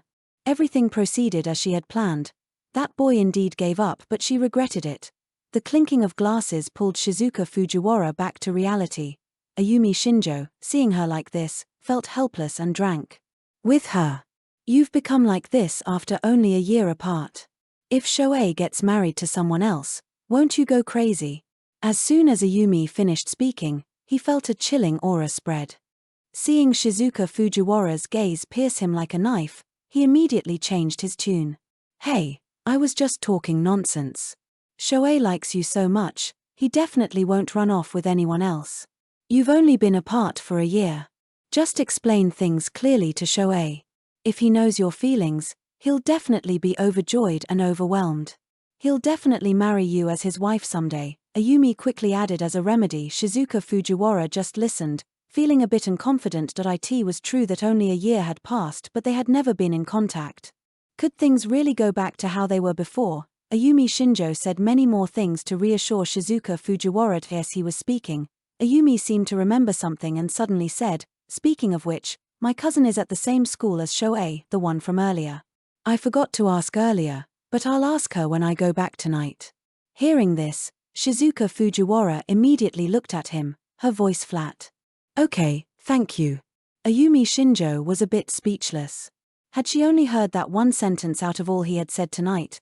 But then again, what else would Shizuka Fujiwara be interested in now besides matters concerning Shohei Hoshino? Thinking of Shohei Hoshino, Ayumi suddenly recalled the person Yui Kurenai was protecting earlier. That person looked very much like the Shohei Hoshino in his memories. In the private room on the other side, Shohei Hoshino and Yui Kurenai were enjoying their meal. Shohei learned about a different way to eat hot pot for the first time. It turned out that non-spicy hot pot, even without sansho pepper, could be so delicious. How did you know I'm allergic to sansho pepper? He picked up a piece of tripe and put it into his mouth, his cheeks puffed out like a small pufferfish. Yui Kurenai prepared various dipping sauces for him, a wide smile on her face. You told the restaurant owner yourself last time. Besides, we've eaten together so many times, I'm not blind. A faint, strange feeling flickered in Shohei's heart. Here, try this dipping sauce. It's a secret recipe, only one portion. Yui Kurenai offered him the prepared dipping sauce. Shohei took a bite, his eyes instantly lighting up. He couldn't help but praise, it's delicious. Yui Kurenai, can you tell me this recipe? Yes, I'll write it down for you when we get back, but I don't think you'll need it. Shohei didn't immediately understand what Yui Kurenai meant. As long as I'm here, you don't need to mix it yourself. Just enjoy the food. Shohei didn't think much of it, only feeling that she was exceptionally kind. He happily nodded and said, okay, thank you. As they were about to leave after dinner, Shohei intentionally glanced into the adjacent private room but didn't see anyone. He figured they must have already left. He felt a slight sense of relief. Perhaps it was just his imagination. How could it possibly be Shizuka Fujiwara's friend? Yui Kurenai said she wanted to take him to the east gate to watch fireworks. By the roadside, Yui Kurenai opened the car door, and Shohei got in. This scene was precisely what Ayumi Shinjo and Shizuka Fujiwara witnessed as they came out. Ayumi pointed at their backs and said, look at that attentive care. Can you believe that's the same little girl who was talking back to me in the private room earlier? Shizuka Fujiwara merely looked up casually. However, that single glance caused her immense shock. Her pupils abruptly and sharply contracted, and her breath caught in her throat.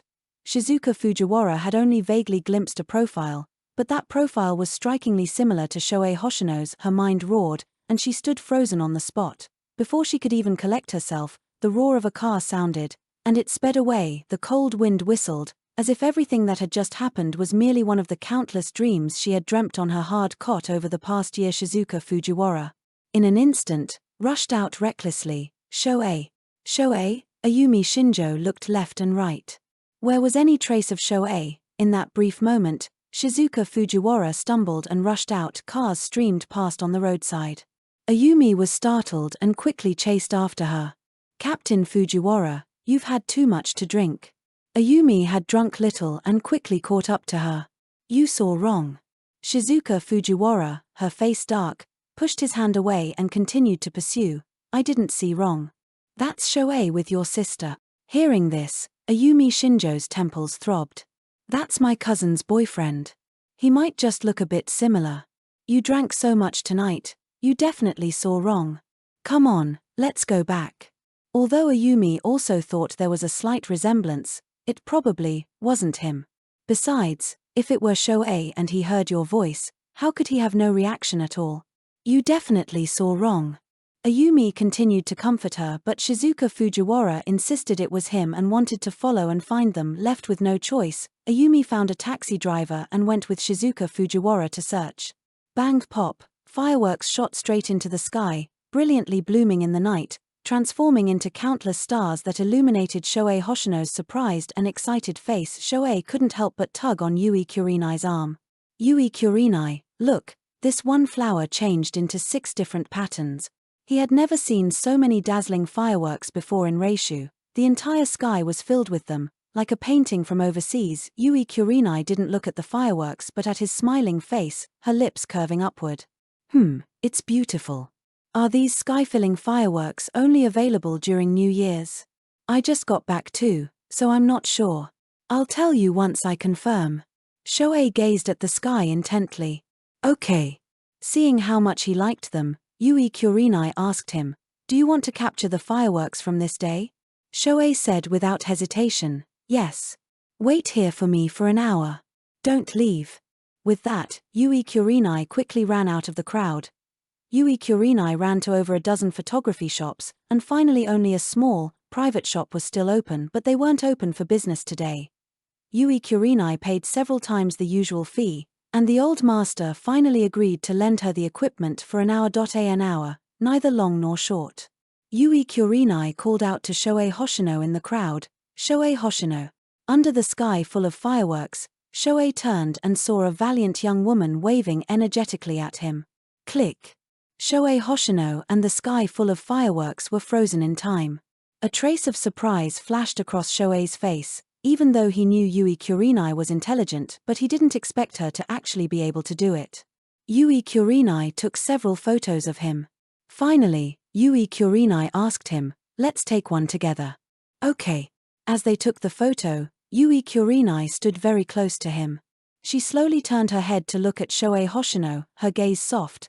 This moment was frozen in time. After the photos, Shohei accompanied her to return the camera. The night was deep, and the number of people outside gradually dwindled. They walked side by side on the snow. Yui Kurenai, thank you, Shohei said softly. Huh? I didn't quite hear you. Yui Kurenai turned her head slightly, focusing intently. Shohei couldn't help but smile, leaning a bit closer. I said, thank you. I'm very happy. Yui Kurenai caught a faint, subtle woody scent, and a smile touched her lips. Tiny snowflakes began to fall again, landing on Yui Kurenai's head. Shohei was about to reach out to brush them away. A familiar yet unfamiliar female voice rang out not far away, Shohei Hoshino. Shohei Hoshino's body suddenly trembled, instantly stiffening. He had long lost count of how long it had been since he last heard that voice. That person was Shizuka Fujiwara. He slowly took a deep breath, and slowly turned his head to look. Under the streetlight in the snowy night, Shizuka Fujiwara wore a coat. Her eyes reddened as she looked in his direction. After a year apart, her face had grown even more stern, and her demeanor even more profound. For some unknown reason, Shohei sensed a feeling of loneliness emanating from her. The moment Shizuka Fujiwara clearly saw Shohei Hoshino, her heart, long dormant, seemed to start beating anew. In just 1 year, Shohei had grown taller and lost his youthful, student-like aura, starting to look like a man. This was a period she had not experienced. Suddenly, she seemed to notice the girl beside Shohei, and her gaze grew colder. Come here. Shizuka Fujiwara extended a hand towards Shohei, her tone leaving no room for argument. Shohei did not move. The air seemed to still, as if frozen for a moment. Shizuka Fujiwara let out a deep laugh, then raised her foot and walked towards him.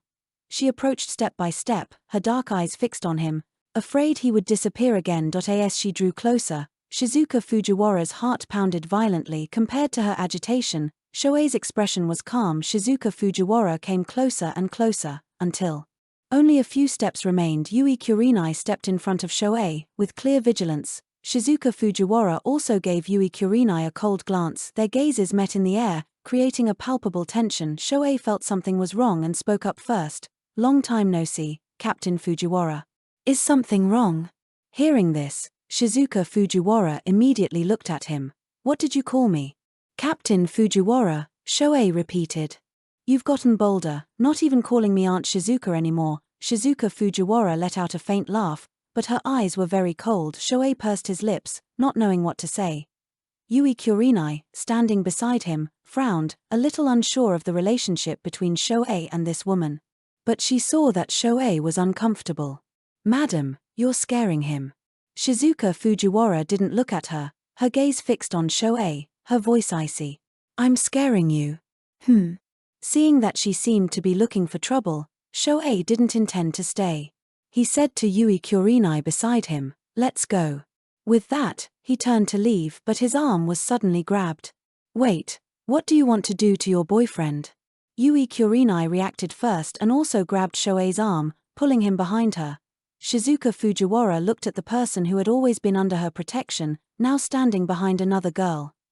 The faint smile on her lips vanished, and her face became terrifyingly grim. Yui Kurenai also showed no fear. Meeting her gaze directly, the atmosphere was tense, on the verge of exploding. It felt as if they were about to come to blows. Ayumi Shinjo, arriving on the scene, felt his heart nearly jump out of his chest at this sight. The moment he saw Shohei, his heart jolted again. When did his esteemed cousin and Captain Fujiwara's nephew get to know each other? From the looks of it, their relationship seemed to be more than casual, but this was not the time to ponder such things. What in the world is going on? If you have something to say it calmly and properly. Ayumi prepared to pull Shizuka Fujiwara away. Seeing the cold aura emanating from her, he couldn't help but shiver. He quickly went to pull his own precious younger cousin's hand. "Yui, what are you doing? Let go. We're all family. Give your brother some face." Yui Kurenai completely ignored him. Ayumi Shinjo, she lightly touched her nose, then turned to Shizuka Fujiwara. "Captain Fujiwara, she's still a child, look at you." Shizuka Fujiwara ignored her as well. Ayumi Shinjo, had he, the mediator, become the most annoying one instead? "Do you think he won't get angry?" Ayumi Shinjo slowly took a deep breath, and resolutely looked at Shohei Hoshino with a pleading gaze. Shohei Hoshino also didn't want to make things too out of hand. His calm gaze fell on Shizuka Fujiwara. "Aunt Shizuka, is something wrong?"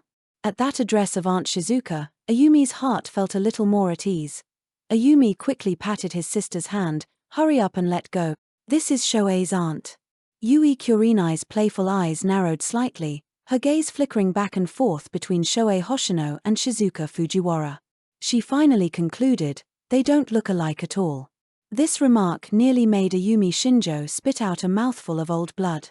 He used all his strength to pry open Yui Kurenai's hand. "What do you mean alike or not alike? Don't interrupt their reunion." With that, he prepared to lead her away. Yui Kurenai, after Shohei Hoshino gave her a reassuring glance, willingly followed Ayumi. Yui Kurenai kept looking back as she walked, but Ayumi quickly wrapped his arm around her shoulder and pulled her away. The air became quiet in the silvery snow. It seemed only Shizuka Fujiwara and Shohei Hoshino remained. Neither of them spoke. After a long while, Shizuka Fujiwara pulled Shohei Hoshino to a coffee shop that was still open. Shohei initially wanted to break free, but she held him too tightly, not giving him a chance to refuse. Shohei Hoshino gently sipped his coffee, warming himself. "Why did you leave without saying a word?" Shizuka Fujiwara didn't drink her coffee, she just looked at him, as if to release all the longing of the past year. "Because you were going to have your own family, and we're not related by blood," Shohei Hoshino said flatly, as if stating a fact. "Chika and I broke off the engagement." Shizuka Fujiwara spoke quickly, then added, "I never loved Chika." Shohei Hoshino was slightly stunned. He hadn't expected Shizuka Fujiwara to break off her engagement with Chika Kogiyama. He paused for only a moment before regaining his composure, simply saying, "Oh, I see." Beyond that, there was no other emotion. It wasn't what Shizuka Fujiwara had expected. No excitement, no joy at all. A wave of panic spread through Shizuka Fujiwara's heart, a feeling that he would never care about her again. Her lips pressed together, and she spoke the words she had kept hidden for a year. "Shohei, your aunt was wrong." Shohei Hoshino's eyelashes trembled slightly. It was impossible not to be shocked. In his memory, this was the first time he had seen her humble herself and apologize. She, who had always been the proud favorite of heaven, had never shown such a posture. Shohei Hoshino sighed. "It's all in the past. Aunt Shizuka. No need to apologize. You raised me, and you'll always be my benefactor." Shizuka Fujiwara was acutely perceptive. Her dark eyes stared deeply at him. "And what else?" Under the tablecloth, she clenched her fists, her heart tightened, feeling uneasy. She was more nervous than during her training competitions. She was hoping for an answer, yet also afraid of hearing an answer she didn't want. Shohei Hoshino stirred his coffee, and a senior. Boom. In Shizuka Fujiwara's mind, it was as if a thunderbolt had suddenly exploded, followed by a piercing pain that surged through her. Her dark eyes stared straight at him, and she spoke as if squeezing words from deep within her throat. Shohei, do those words you said before about liking me still count? Shohei Hoshino's hand, which was stirring, stopped instantly. Shizuka Fujiwara said with a hint of urgency. Before, I didn't dare to face my own feelings. Shohei, actually Aunt Shizuka. Before Shizuka Fujiwara could finish, Shohei Hoshino cut her off. Shohei Hoshino smiled faintly, returning the words she had used to reject him before. Aunt Shizuka, you are my elder. That crisp sound was like a sharp sword piercing directly into her heart. Shizuka Fujiwara's heart ached violently. The pain was almost unbearable. She slowly reached out and covered the area over her heart. Aunt Shizuka, the remaining upbringing expenses have been sent to the military base address. We are now clear, but I will always remember your kindness. Aunt Shizuka, when you chose Chika Kogiyama, I already let you go. Shohei Hoshino finished speaking these words calmly. Shizuka Fujiwara's pupils contracted. Is it because of that girl just now? It has nothing to do with her. When I let go, I let go. I don't believe it. You clearly liked me so much. Shizuka Fujiwara's voice trembled. It's because of that girl, isn't it? You must have been tricked by that girl. Shizuka Fujiwara grew more and more agitated, gripping his shoulders tightly, hoping he would admit it. She had trained in the military for many years and had great strength. Shohei Hoshino winced in pain from the tight grip, letting out a soft groan. Shizuka Fujiwara immediately snapped back to reality and quickly released her hands. I'm sorry, Shohei. Aunt Shizuka hurt you. Shohei Hoshino also shook his head. It's nothing. I'm going back now. I'm quite tired from playing today. Shizuka Fujiwara wanted to stay with him longer. She had to return to the base tomorrow morning, but seeing his tired expression, she finally softened. She softly said, okay. Shizuka Fujiwara insisted on driving him back to his dorm. Along the way, Shizuka Fujiwara spoke to him a lot. She asked him how his year had been and talked about her own affairs. She said she didn't look for him because she had gone to Kawakita. She said a lot, and Shohei Hoshino selectively responded occasionally. Shizuka Fujiwara also said that she would be leaving tomorrow to this. Shohei Hoshino did not respond. A hint of disappointment flashed in Shizuka Fujiwara's eyes, but she quickly continued talking about things. The roles between the two were completely reversed from before. Throughout this journey, Shizuka Fujiwara deeply wished the car would drive slower, but even the slowest journey has an end. The dorm was quickly reached. Shohei Hoshino got out of the car and waved goodbye to her. Aunt Shizuka, goodbye. If there was a chance, Shizuka Fujiwara's heart trembled slightly. When she used to drop him off at school, he would also say goodbye to her like this. At in the evening, he would return, smiling and rushing into her arms, saying, Aunt Shizuka, I'm back. But this goodbye, how long would it be until they met again? Shizuka Fujiwara didn't even dare to think about it. She stiffly raised her hand and waved back. I'll come to see you. Shohei Hoshino just smiled, not speaking. For Shizuka Fujiwara, that was enough. Shohei Hoshino turned and walked towards the dorm. Just as he was about to reach the entrance, Shizuka Fujiwara called out to him again. Shohei Hoshino slowly turned his head. Shizuka Fujiwara ran over and hugged him. Shohei Hoshino's eyes widened. Before he could react, Shizuka Fujiwara had already released him. Shizuka Fujiwara said with infinite tenderness, Happy New Year. Happy New Year. Shohei Hoshino barely managed to respond. Shizuka Fujiwara watched him walk upstairs. The driver behind her asked if she wanted to go back. Shizuka Fujiwara paid and said, No, I'm not going back. Shizuka Fujiwara waited outside Shohei Hoshino's dorm building all night. Occasionally, lingering fireworks still appeared in the night sky. Shizuka Fujiwara looked up and gazed at them. She only felt an extraordinary sense of calm within her. Upstairs, Shohei Hoshino was completely unaware that Shizuka Fujiwara was still downstairs.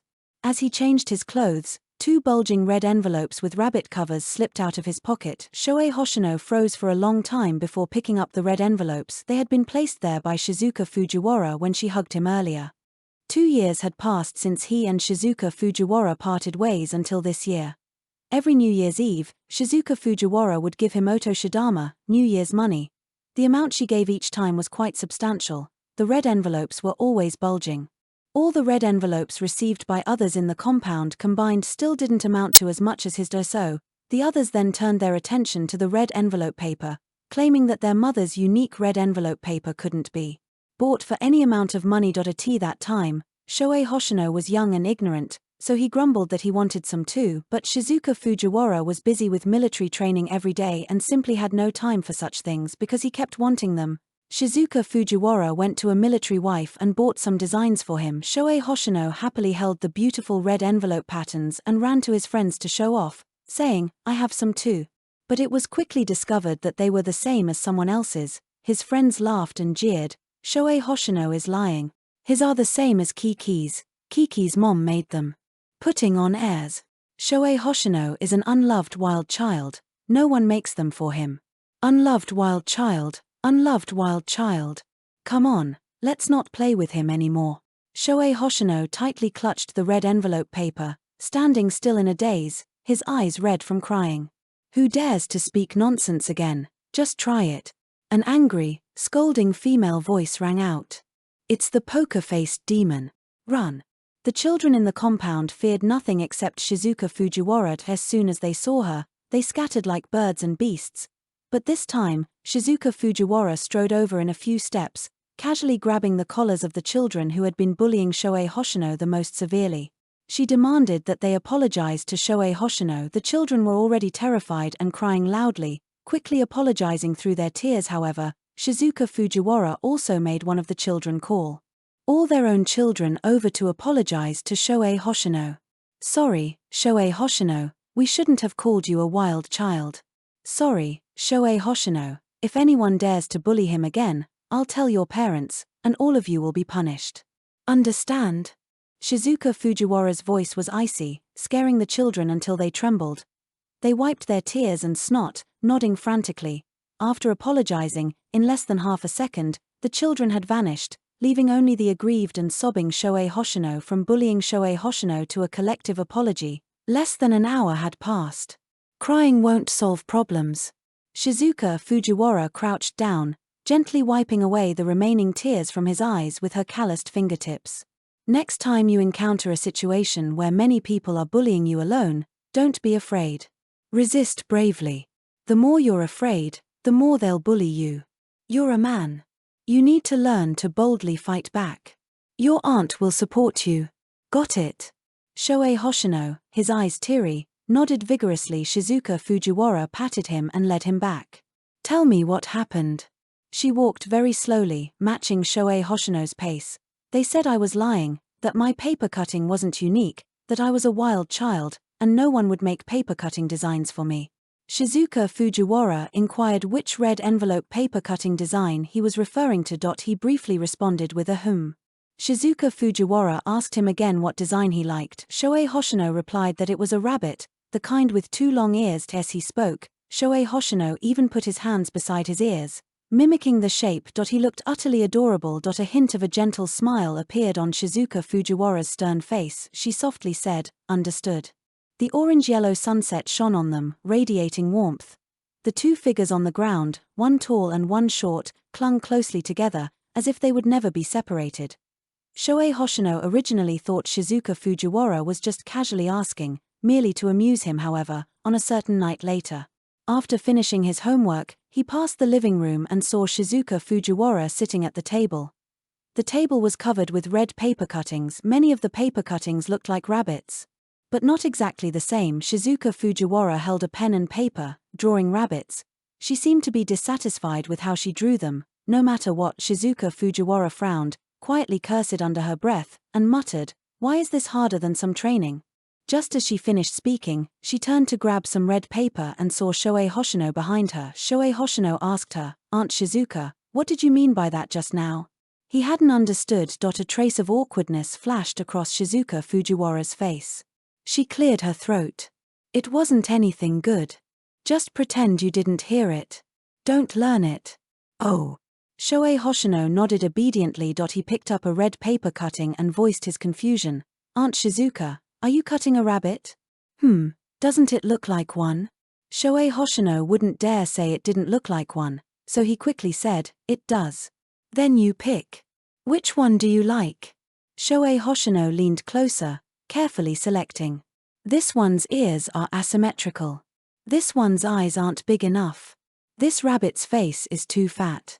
This one's weird, not cute. Seeing his earnest criticisms, the veins in Shizuka Fujiwara's forehead throbbed. She couldn't help but laugh out loud. You're a little devil for your age, with so many demands. Shohei Hoshino closed his mouth, like a child who had done something wrong, a little nervous. Aunt Shizuka, am I too picky? Shizuka Fujiwara hummed. Not really. Keep picking. Choose your favorite. Aunt Shizuka, you've smiled many times recently. Have I? I didn't notice. Don't get sidetracked. Hurry and choose. I still have to get up early to make you breakfast tomorrow. Okay.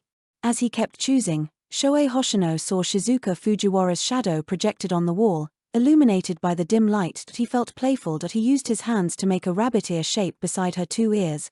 Then I like this kind of rabbit shape the most. Which one? Shizuka Fujiwara, still drawing rabbits, didn't see the shape he was showing her and asked. Aunt Shizuka, look up. Shizuka Fujiwara looked up and saw that her shadow on the wall had two extra ears. She paused, then laughed. Can you cut that out, Aunt Shizuka? I like the Aunt Shizuka shape rabbit the most.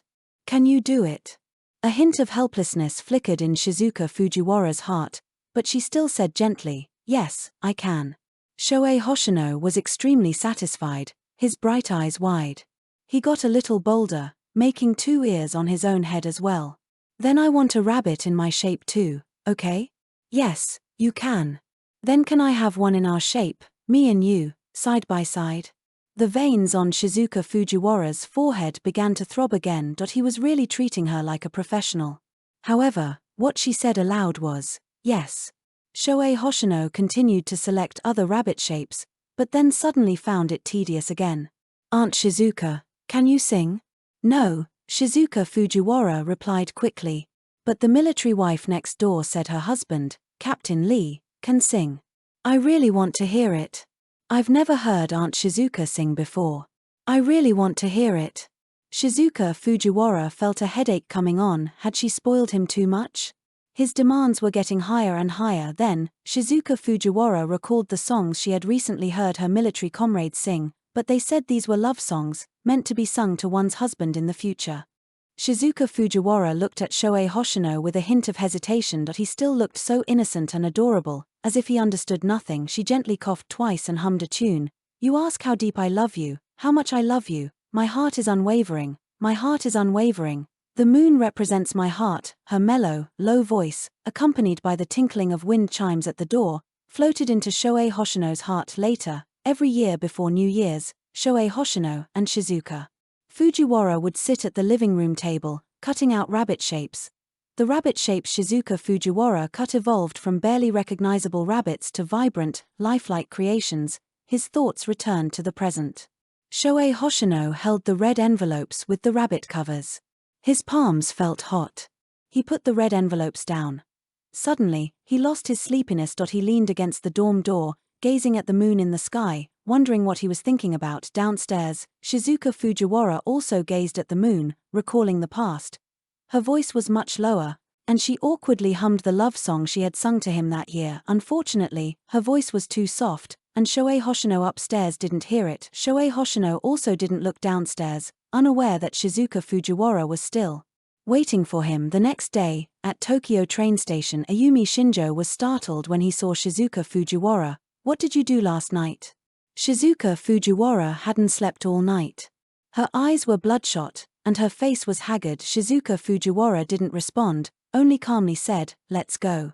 As she was boarding, Shizuka Fujiwara couldn't help but look back. There was nothing. In the train sleeper car, Ayumi Shinjo looked at her despondent appearance and couldn't help but say, that's enough. It's not like you can't see each other again. You look like you've aged several years with that lovesick look. Ayumi had intended to say comforting words, but somehow they came out wrong. These words immediately stung Shizuka Fujiwara's heart. She gave Ayumi a sharp glance. "What's wrong with your cousin?" Ayumi's heart tightened. He knew he couldn't avoid this. He had no choice but to vaguely recount his conversation with Yui Kurenai. "That girl," Yui said, cough cough, "that they're still in the pursuing stage." What Yui Kurenai actually said was, "It's exactly as you saw. Shohei Hoshino will be my boyfriend sooner or later." Hearing this, Shizuka Fujiwara's face immediately turned cold. Ayumi Shinjo quickly said, "Oh, my cousin is still young. Don't do anything. Matters of the heart are unpredictable, and besides, Shohei hasn't agreed yet." Although it wasn't a very honest thing to say, compared to his troublesome cousin, Shizuka Fujiwara was clearly more terrifying. Shizuka Fujiwara chuckled angrily, gritting her teeth and saying slowly, "I wouldn't stoop to bickering with a little girl who hasn't even grown her hair out yet. Our 15 years of relationship, she can't interfere." "Yes, yes, yes," Ayumi Shinjo echoed like a sycophant, but then, she couldn't help but mutter to herself, "She's much younger than you, though." "What did you say?" Shizuka Fujiwara's cold voice rang out. "Nothing, nothing." Back in Reishu, Shizuka Fujiwara first went to the base to report the completion of her mission, then returned to the compound. The items Chika Kogiyama had moved in, Shizuka Fujiwara had already discarded them and compensated Chika Kogiyama with the equivalent cash. After her redecoration, the house returned to its former appearance. As Shizuka Fujiwara was tidying up inside, several neighboring military wives saw that a resident had finally returned. They eagerly came over to tease her, asking with smiles, "Captain Fujiwara, when is Shohei coming back?" "Yes, it's been a long time since we've seen him. How is he doing in Tokyo?" Shizuka Fujiwara responded to these questions one by one. "He will come back." During the start of school this year, at the opening ceremony, the principal mentioned that the country was putting increasing emphasis on sports. Sports classes were also added to the curriculum, and outstanding military officers from all over the country would be invited to teach. Shohei Hoshino felt no pressure about this whatsoever. Shizuka Fujiwara had already laid a good foundation for him by strengthening his physical fitness, but he just hadn't expected that the instructor would be Shizuka Fujiwara. During physical education class, at the break time, all the students had just finished a 1-kilometer run and were sprawled on the hay bales, panting heavily. Only Shohei Hoshino's breathing was steady, with only a few beads of sweat glistening on his forehead. "Shohei, why do you look like nothing happened?" a classmate asked him curiously. "I've practiced before," Shohei Hoshino answered truthfully. "That's amazing. Who taught you?" "Oh, Instructor Fujiwara is here." Shohei Hoshino turned his head and saw Shizuka Fujiwara in her green military uniform. Immediately after, everyone noticed that the devil instructor, who had just been cold and indifferent, was showing unexpected tenderness and care towards Shohei Hoshino. She was completely different from moments ago. After Shizuka Fujiwara left, someone immediately asked a question. "Shohei, do you know Instructor Fujiwara?" Shohei Hoshino pursed his lips and explained, "She's my aunt." "Wow, what a coincidence. Did you learn to train from your aunt?" "Yes." "Then tell us, what else do you usually train? Just give us a heads up, come on, tell us." Everyone started egging him on. Shohei Hoshino, unable to refuse their enthusiasm, began to recall some of the training content Shizuka Fujiwara had taught him before. The surrounding noise was quite loud.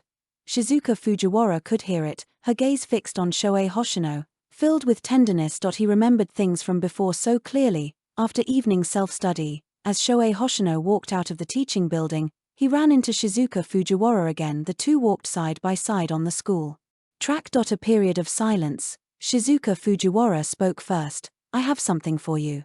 With that, she took out an exquisitely packaged brocade box and slowly opened it. The moment he saw what was inside, Shohei Hoshino was momentarily stunned. It was a string of blue wind chimes. Incredibly beautiful. It was very similar to the string of wind chimes he had made with his own hands before. "I remade these. Do you still want them?" These words carried another meaning. Shohei Hoshino understood. He lowered his eyes, didn't take them, but cast his gaze into the distance. "Thank you, Aunt Shizuka, but I don't need them anymore. Wind chimes break easily. These wind chimes are made of special materials. They won't break." Shizuka Fujiwara said urgently. Shohei Hoshino still found a reason to politely refuse. A hint of disappointment flashed in Shizuka Fujiwara's eyes, but she quickly composed herself. It didn't matter. These were her mistakes, and she would try her best to make amends. As long as he didn't reject her. As long as he was willing to give her a chance to stay by his side. I'll be teaching in Tokyo for 3 years this time. Shizuka Fujiwara proactively told him about her career plans. Shohei Hoshino's heart jolted. He remembered asking Shizuka Fujiwara why she didn't go out and see the world. At that time, she said, how is it described in books? No matter how far one flies, they will eventually return home, just like fallen leaves always return to their roots. I don't like bothering with those things. Staying here is fine. Besides, you're here. Yet now, she was willingly traveling over mountains and through valleys to Tokyo. Shohei Hoshino slightly pursed his lips and said, Aunt Shizuka, doing this will only make me feel like I owe you more. You don't need to feel burdened. This is all something I genuinely want to do. But I really. Shohei Hoshino finally spoke his mind. Having spent so many years with him, how could Shizuka Fujiwara not understand what he was about to say? Those were the words she didn't want to hear. I know. You just focus on being yourself. After that sentence was spoken, a moment of silence fell between the two. A clear female voice calling Shohei Hoshino broke the quiet of the night. Shohei Hoshino and Shizuka Fujiwara turned their heads and saw Yui Kurenai's figure. Shizuka Fujiwara frowned, and the expression in her eyes turned cold. I thought of a new way to make money. Do you want to hear it? Hearing this, Shohei Hoshino's eyes gleamed. Yes. Just as he was about to run towards Yui Kurenai, Shizuka Fujiwara grabbed his hand. Aunt Shizuka? Shohei Hoshino's face showed a puzzled expression. It's too late. It's not appropriate to be alone with someone of the opposite sex at night. Go back to your dorm. Shizuka Fujiwara's voice was low, and her dark eyes looked at Yui Kurenai with a warning. Yui Kurenai naturally sensed the hostility. A smile appeared on her usually nonchalant face. I'm his girlfriend. We've spent countless nights together later than this over the past year. Don't worry, Aunt Shizuka. Yui Kurenai deliberately made her words sound ambiguous, and specifically emphasized the two words Aunt Shizuka. This made Shizuka Fujiwara's heart burn with rage. Her voice could not hide its malice. Who are you calling Aunt Shizuka? Shohei Hoshino is my boyfriend. According to seniority, of course I should call you Aunt Shizuka. He has nothing to do with you, Shizuka Fujiwara blurted out without thinking. Yui Kurenai smiled, looking at Shohei Hoshino. Whether there's a relationship isn't up to you. Shohei, are you coming or not? Her playful eyes clearly conveyed, don't forget what you promised me. Shohei Hoshino's priority at that moment was earning money. So, without thinking, he said, Aunt Shizuka, I have something to do, so I'm leaving first. With that, Shohei Hoshino shook off Shizuka Fujiwara's hand and ran towards Yui Kurenai. Yui Kurenai had a smile on her face, the hint of provocation very obvious. She even stroked Shohei Hoshino's head in front of Shizuka Fujiwara and said, be good. Shizuka Fujiwara clenched her fists, her eyes red, watching the two walk away. Shohei Hoshino had just calmed down, had just stopped resisting her. She couldn't let Shohei Hoshino dislike her. Shizuka Fujiwara closed her eyes, somewhat calming the anger in her heart. She took out her wristwatch and looked at the time. 7 o'clock in the evening. She calculated the time. She could endure until 10 o'clock at most. After 10 o'clock, if Shohei Hoshino hadn't returned to his dorm, even at the risk of him disliking her, she would have to drag him back. In the dessert shop on the other side, Shohei Hoshino ate pastries and asked, what's the money-making method you mentioned? Yui Kurenai took out a newspaper and showed it to him. Shohei Hoshino looked at it, understanding it somewhat but not fully. It's all reports about upcoming entertainment industries. Where there's entertainment, there are many people, and where there are many people, there will be a greater demand for places to live. Shohei Hoshino understood. You mean real estate? Yes. Yui Kurenai began to briefly analyze it for Shohei Hoshino. After listening, Shohei Hoshino admired Yui Kurenai from the bottom of his heart. Calling her a born businesswoman was no exaggeration. The two played for a while longer before Yui Kurenai sent Shohei Hoshino back to his dorm. In the darkness, Yui Kurenai seemed to see something. Just as Shohei Hoshino was about to bid her farewell, Yui Kurenai leaned closer to him and whispered, don't move. He couldn't quite make out what she said. Shohei Hoshino's broad shoulders slowly lowered, the two drew closer and closer. Shohei Hoshino's heart inexplicably quickened, feeling a bit nervous. "There's something in your hair." Her slender fingers removed a leaf from his hair from a distance. This series of actions looked like a kiss. It was seen by Shizuka Fujiwara, who had just arrived not far away almost instantly, her hand at her side tightly clenched into a fist, her entire being exuded a fierce aura. Yui Kurenai didn't linger for long. She glanced in Shizuka Fujiwara's direction, then left, content. Just as Shohei Hoshino was about to return to his dorm, his arm was forcibly grabbed by a hand. "What did you do with her?"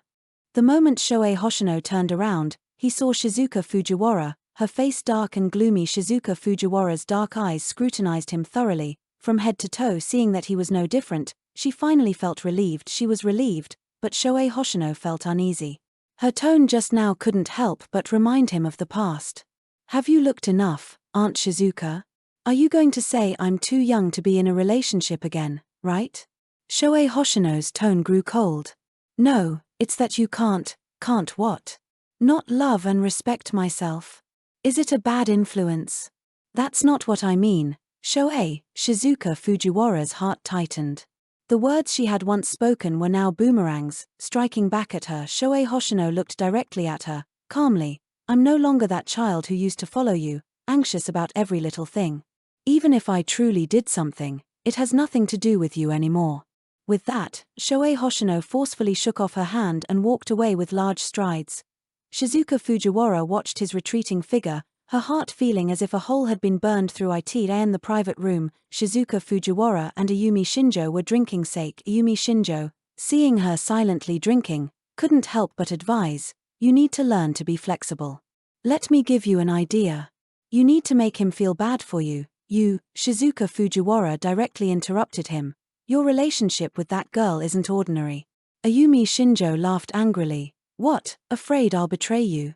With those words, "After so many years of revolutionary friendship, you actually don't trust me. I finally understand why Shohei doesn't like you anymore. Sometimes when you're stubborn, you're like a stone in a cesspit, both smelly and hard." Shizuka Fujiwara. In the following days, Shizuka Fujiwara often tried to be kind to Shohei Hoshino, but Yui Kurenai would always intentionally or unintentionally get involved. Shizuka Fujiwara personally cooked a meal for Shohei Hoshino. Yui Kurenai would then prepare a dessert for Shohei Hoshino after his meal. The two women secretly competed with each other. Shohei Hoshino was terribly annoyed by this. When Shohei Hoshino returned to his dorm, a boy he hadn't interacted with much before approached him. The boy handed him a love letter. Shohei Hoshino was somewhat surprised. The boy said with a slight blush, "Shohei, I heard Instructor Fujiwara is your aunt. Can you help me give this to her? Thanks." With that, not giving Shohei Hoshino a chance to refuse, he ran off, blushing. Shohei Hoshino felt nothing special about it. It was just a small favor. He went to Shizuka Fujiwara's single dorm room. The door opened, and what met his eyes was a woman in her pajamas, her figure beautifully curved. Shizuka Fujiwara's hair was slightly damp, and droplets of water slid down her collarbone. Shohei Hoshino had lived with her for so many years and had never seen her like this. His eyes widened, and he subtly turned his head away. "This is for you." Shizuka Fujiwara hadn't expected Shohei Hoshino to come to her on his own, even less had she expected him to give her a love letter. The joy in her eyes hadn't had a chance to fully surface when she saw the words on the cover, and her gaze instantly dimmed. Shohei Hoshino felt something was wrong and wanted to run.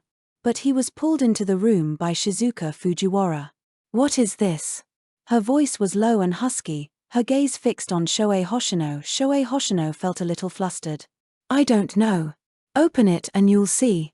I have other things to do, so I'm going back first." As he spoke, he tried to reach for the doorknob. However, a hand was quicker than his. Shizuka Fujiwara pinned Shohei Hoshino against the door, then with her other hand, she opened the love letter and held it in front of Shohei Hoshino's eyes. "Come on, read it to me." Her voice was clearly gentle, but Shohei Hoshino felt the danger had reached its peak. He had never seen Shizuka Fujiwara like this before. He felt as if she was going to devour him whole. Shohei Hoshino gradually began to feel a little scared. "Speak quickly." Shizuka Fujiwara's eyes narrowed slightly, staring intently at him, without any warmth in her gaze. She was truly furious. "Aunt Shizuka, I know I was wrong, This oppressive and invasive atmosphere made Shohei Hoshino almost unable to bear it, so he took the initiative to admit his mistake. Shizuka Fujiwara gave a dismissive snort and casually tossed the love letter aside. Her gaze slowly fell on his thin lips. The light in Shizuka Fujiwara's eyes grew dimmer, and her throat unconsciously moved slightly. Suddenly, with her calloused fingertips, she forcefully traced his lips. She closed her eyes, leaned close to his ear, and spoke in a low, husky voice, word by word. Shohei Hoshino, you can reject me, and you can get angry with me, but if you try to push me towards someone else again, just try it. Finally, Shohei Hoshino almost bolted out as if fleeing. After this incident, Shohei Hoshino no longer dared to help boys deliver love letters to Shizuka Fujiwara in the blink of an eye. It was winter again. Shohei Hoshino and Yui Kurenai had gained a lot in real estate. Now Shohei Hoshino could be considered to have some assets. How is it? Isn't earning money this way much easier? Yui Kurenai and Shohei Hoshino had just finished processing several property deeds and were walking down the street. Yes. Thank you, Yui Kurenai. Stop saying thank you. I'm tired of hearing it. Yui Kurenai handed him a candied hawthorn skewer. Shohei Hoshino took it, tasted a bite. It was sweet and sour, very delicious. Then what gift do you want? I'll buy it for you. I actually have an idea. Tell me. Anything you want, I'll buy it for you. Shohei Hoshino said this with confidence, as with his current assets, he could afford most things. Can I become official? Yui Kurenai shed her usual casualness. These words were spoken with extreme seriousness. Shohei Hoshino didn't react for a moment, instinctively asking, official what? Official title. Shohei Hoshino paused, thinking he had misunderstood. The next second, Yui Kurenai directly clarified, I don't want to be just nominal boyfriend and girlfriend anymore, Shohei Hoshino. I want to be real. Shohei Hoshino's brain was still in a state of confusion, but he had always thought that Yui Kurenai was kind to him and helped him earn money to make up for the time he was bullied by the campus heartthrob, but he hadn't expected Yui Kurenai to actually confess to him. Shohei Hoshino, up until now, had never been in a romantic relationship. His understanding of romantic relationships between men and women only extended to his previous feelings for Shizuka Fujiwara, and that was just unrequited love now. Shizuka Fujiwara's subtle attitude, coupled with Yui Kurenai's confession, left him truly at a loss. Yui Kurenai sensed his hesitation and didn't pressure him. No need to reply right now. You can respond whenever you want. I'll always be here. Okay, I'll think about it carefully. Shohei Hoshino nodded. He genuinely liked spending time with Yui Kurenai. She would never put him in an awkward situation. Yui Kurenai lightly touched the tip of his nose and said, Remember, don't let that old woman trick you with those words you said. Come on, let's go get something to eat. At this moment, the old woman Yui Kurenai was muttering about was standing not far away, her face gloomy, staring at them. Seeing the growing malevolence in Shizuka Fujiwara, Ayumi Shinjo quickly stepped in to diffuse the awkward atmosphere. What a coincidence. Shohei, Yui, where are you two planning to go? Shohei Hoshino glanced at them and truthfully said, to eat. Eating is great, isn't it? We're going to eat too. Let's go together. Ayumi Shinjo said this and gently patted Shizuka Fujiwara's shoulder, hinting for her to restrain her hostility. So, what was originally 2 people walking together became 4 people walking together. The 4 of them sat around the table, looking at the candles and flowers placed on it. Their expressions varied. Shohei Hoshino bowed his head, focused only on eating. Yui Kurenai's face was as dark as the bottom of a pot. Ayumi Shinjo endured his sister's seemingly deadly gaze, barely managing to force out a few dry laughs to find a topic. He truly couldn't help it. On one side was his sister, and on the other, a longtime friend. He was in a difficult position, compared to the visibly unhappy Yui Kurenai. Shizuka Fujiwara was in quite a good mood. She gently sipped her red wine and commented, the taste is good. These words were undoubtedly adding fuel to the fire, making the fire in Yui Kurenai's heart burn even stronger. Her sharp gaze shooting towards her, Shizuka Fujiwara pretended not to notice, calmly cut a piece of steak, and placed it in Shohei Hoshino's bowl. The steak tastes good, try it. Before Shohei Hoshino could react, Yui Kurenai picked up a piece of sweet and sour carp and put it into his bowl. This steak is overcooked and bland. Eat the fish instead, it's fresh. This was clearly a jab at Shizuka Fujiwara's age. Ayumi Shinjo's back was already covered in cold sweat. Shizuka Fujiwara, however, wasn't as angry as before. She let out a soft chuckle. Although the fish is fresh, it has many bones. Shohei, have you forgotten when you choked on a fish bone when you were little? You even cried and said you'd never eat fish again. Shizuka Fujiwara's response was also direct, directly hinting at their past experiences. Then have some drinks.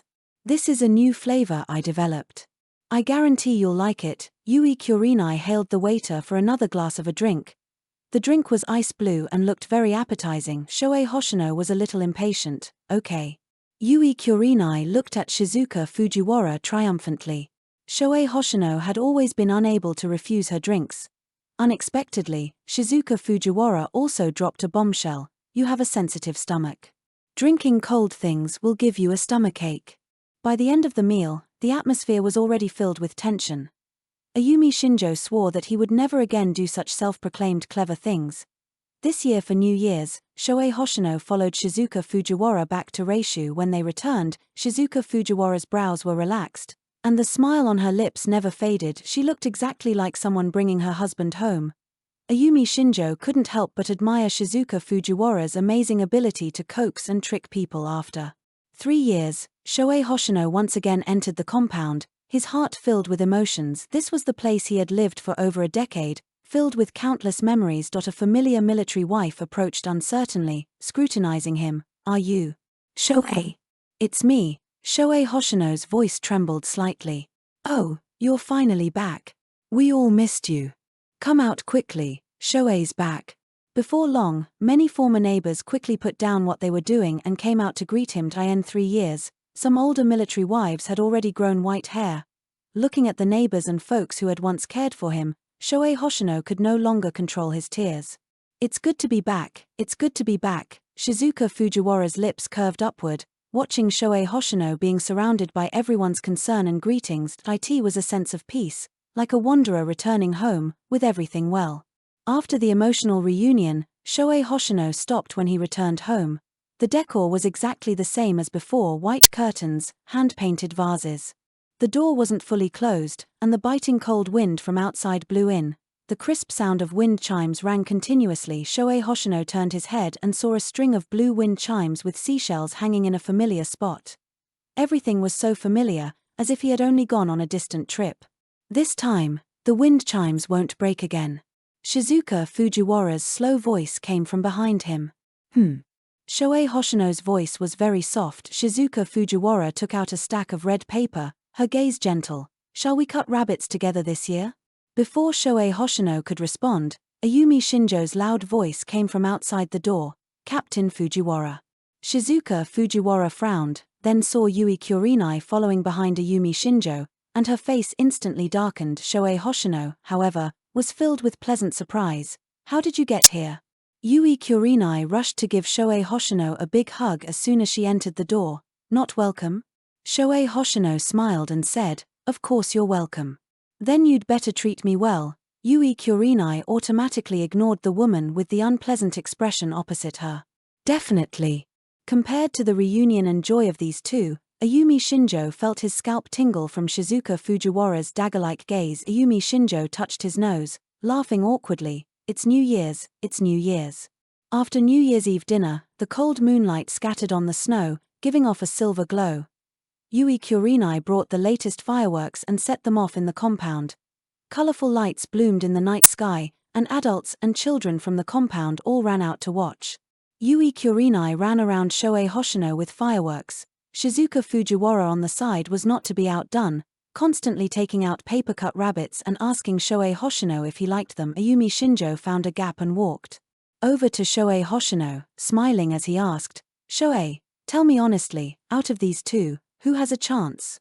Helping one today and the other tomorrow, he was going to end up in trouble with both. Shohei Hoshino looked up at the sky full of fireworks, his heart as calm as still water. He couldn't answer now, but he understood one thing, that was, in the days to come, he would always love himself the most.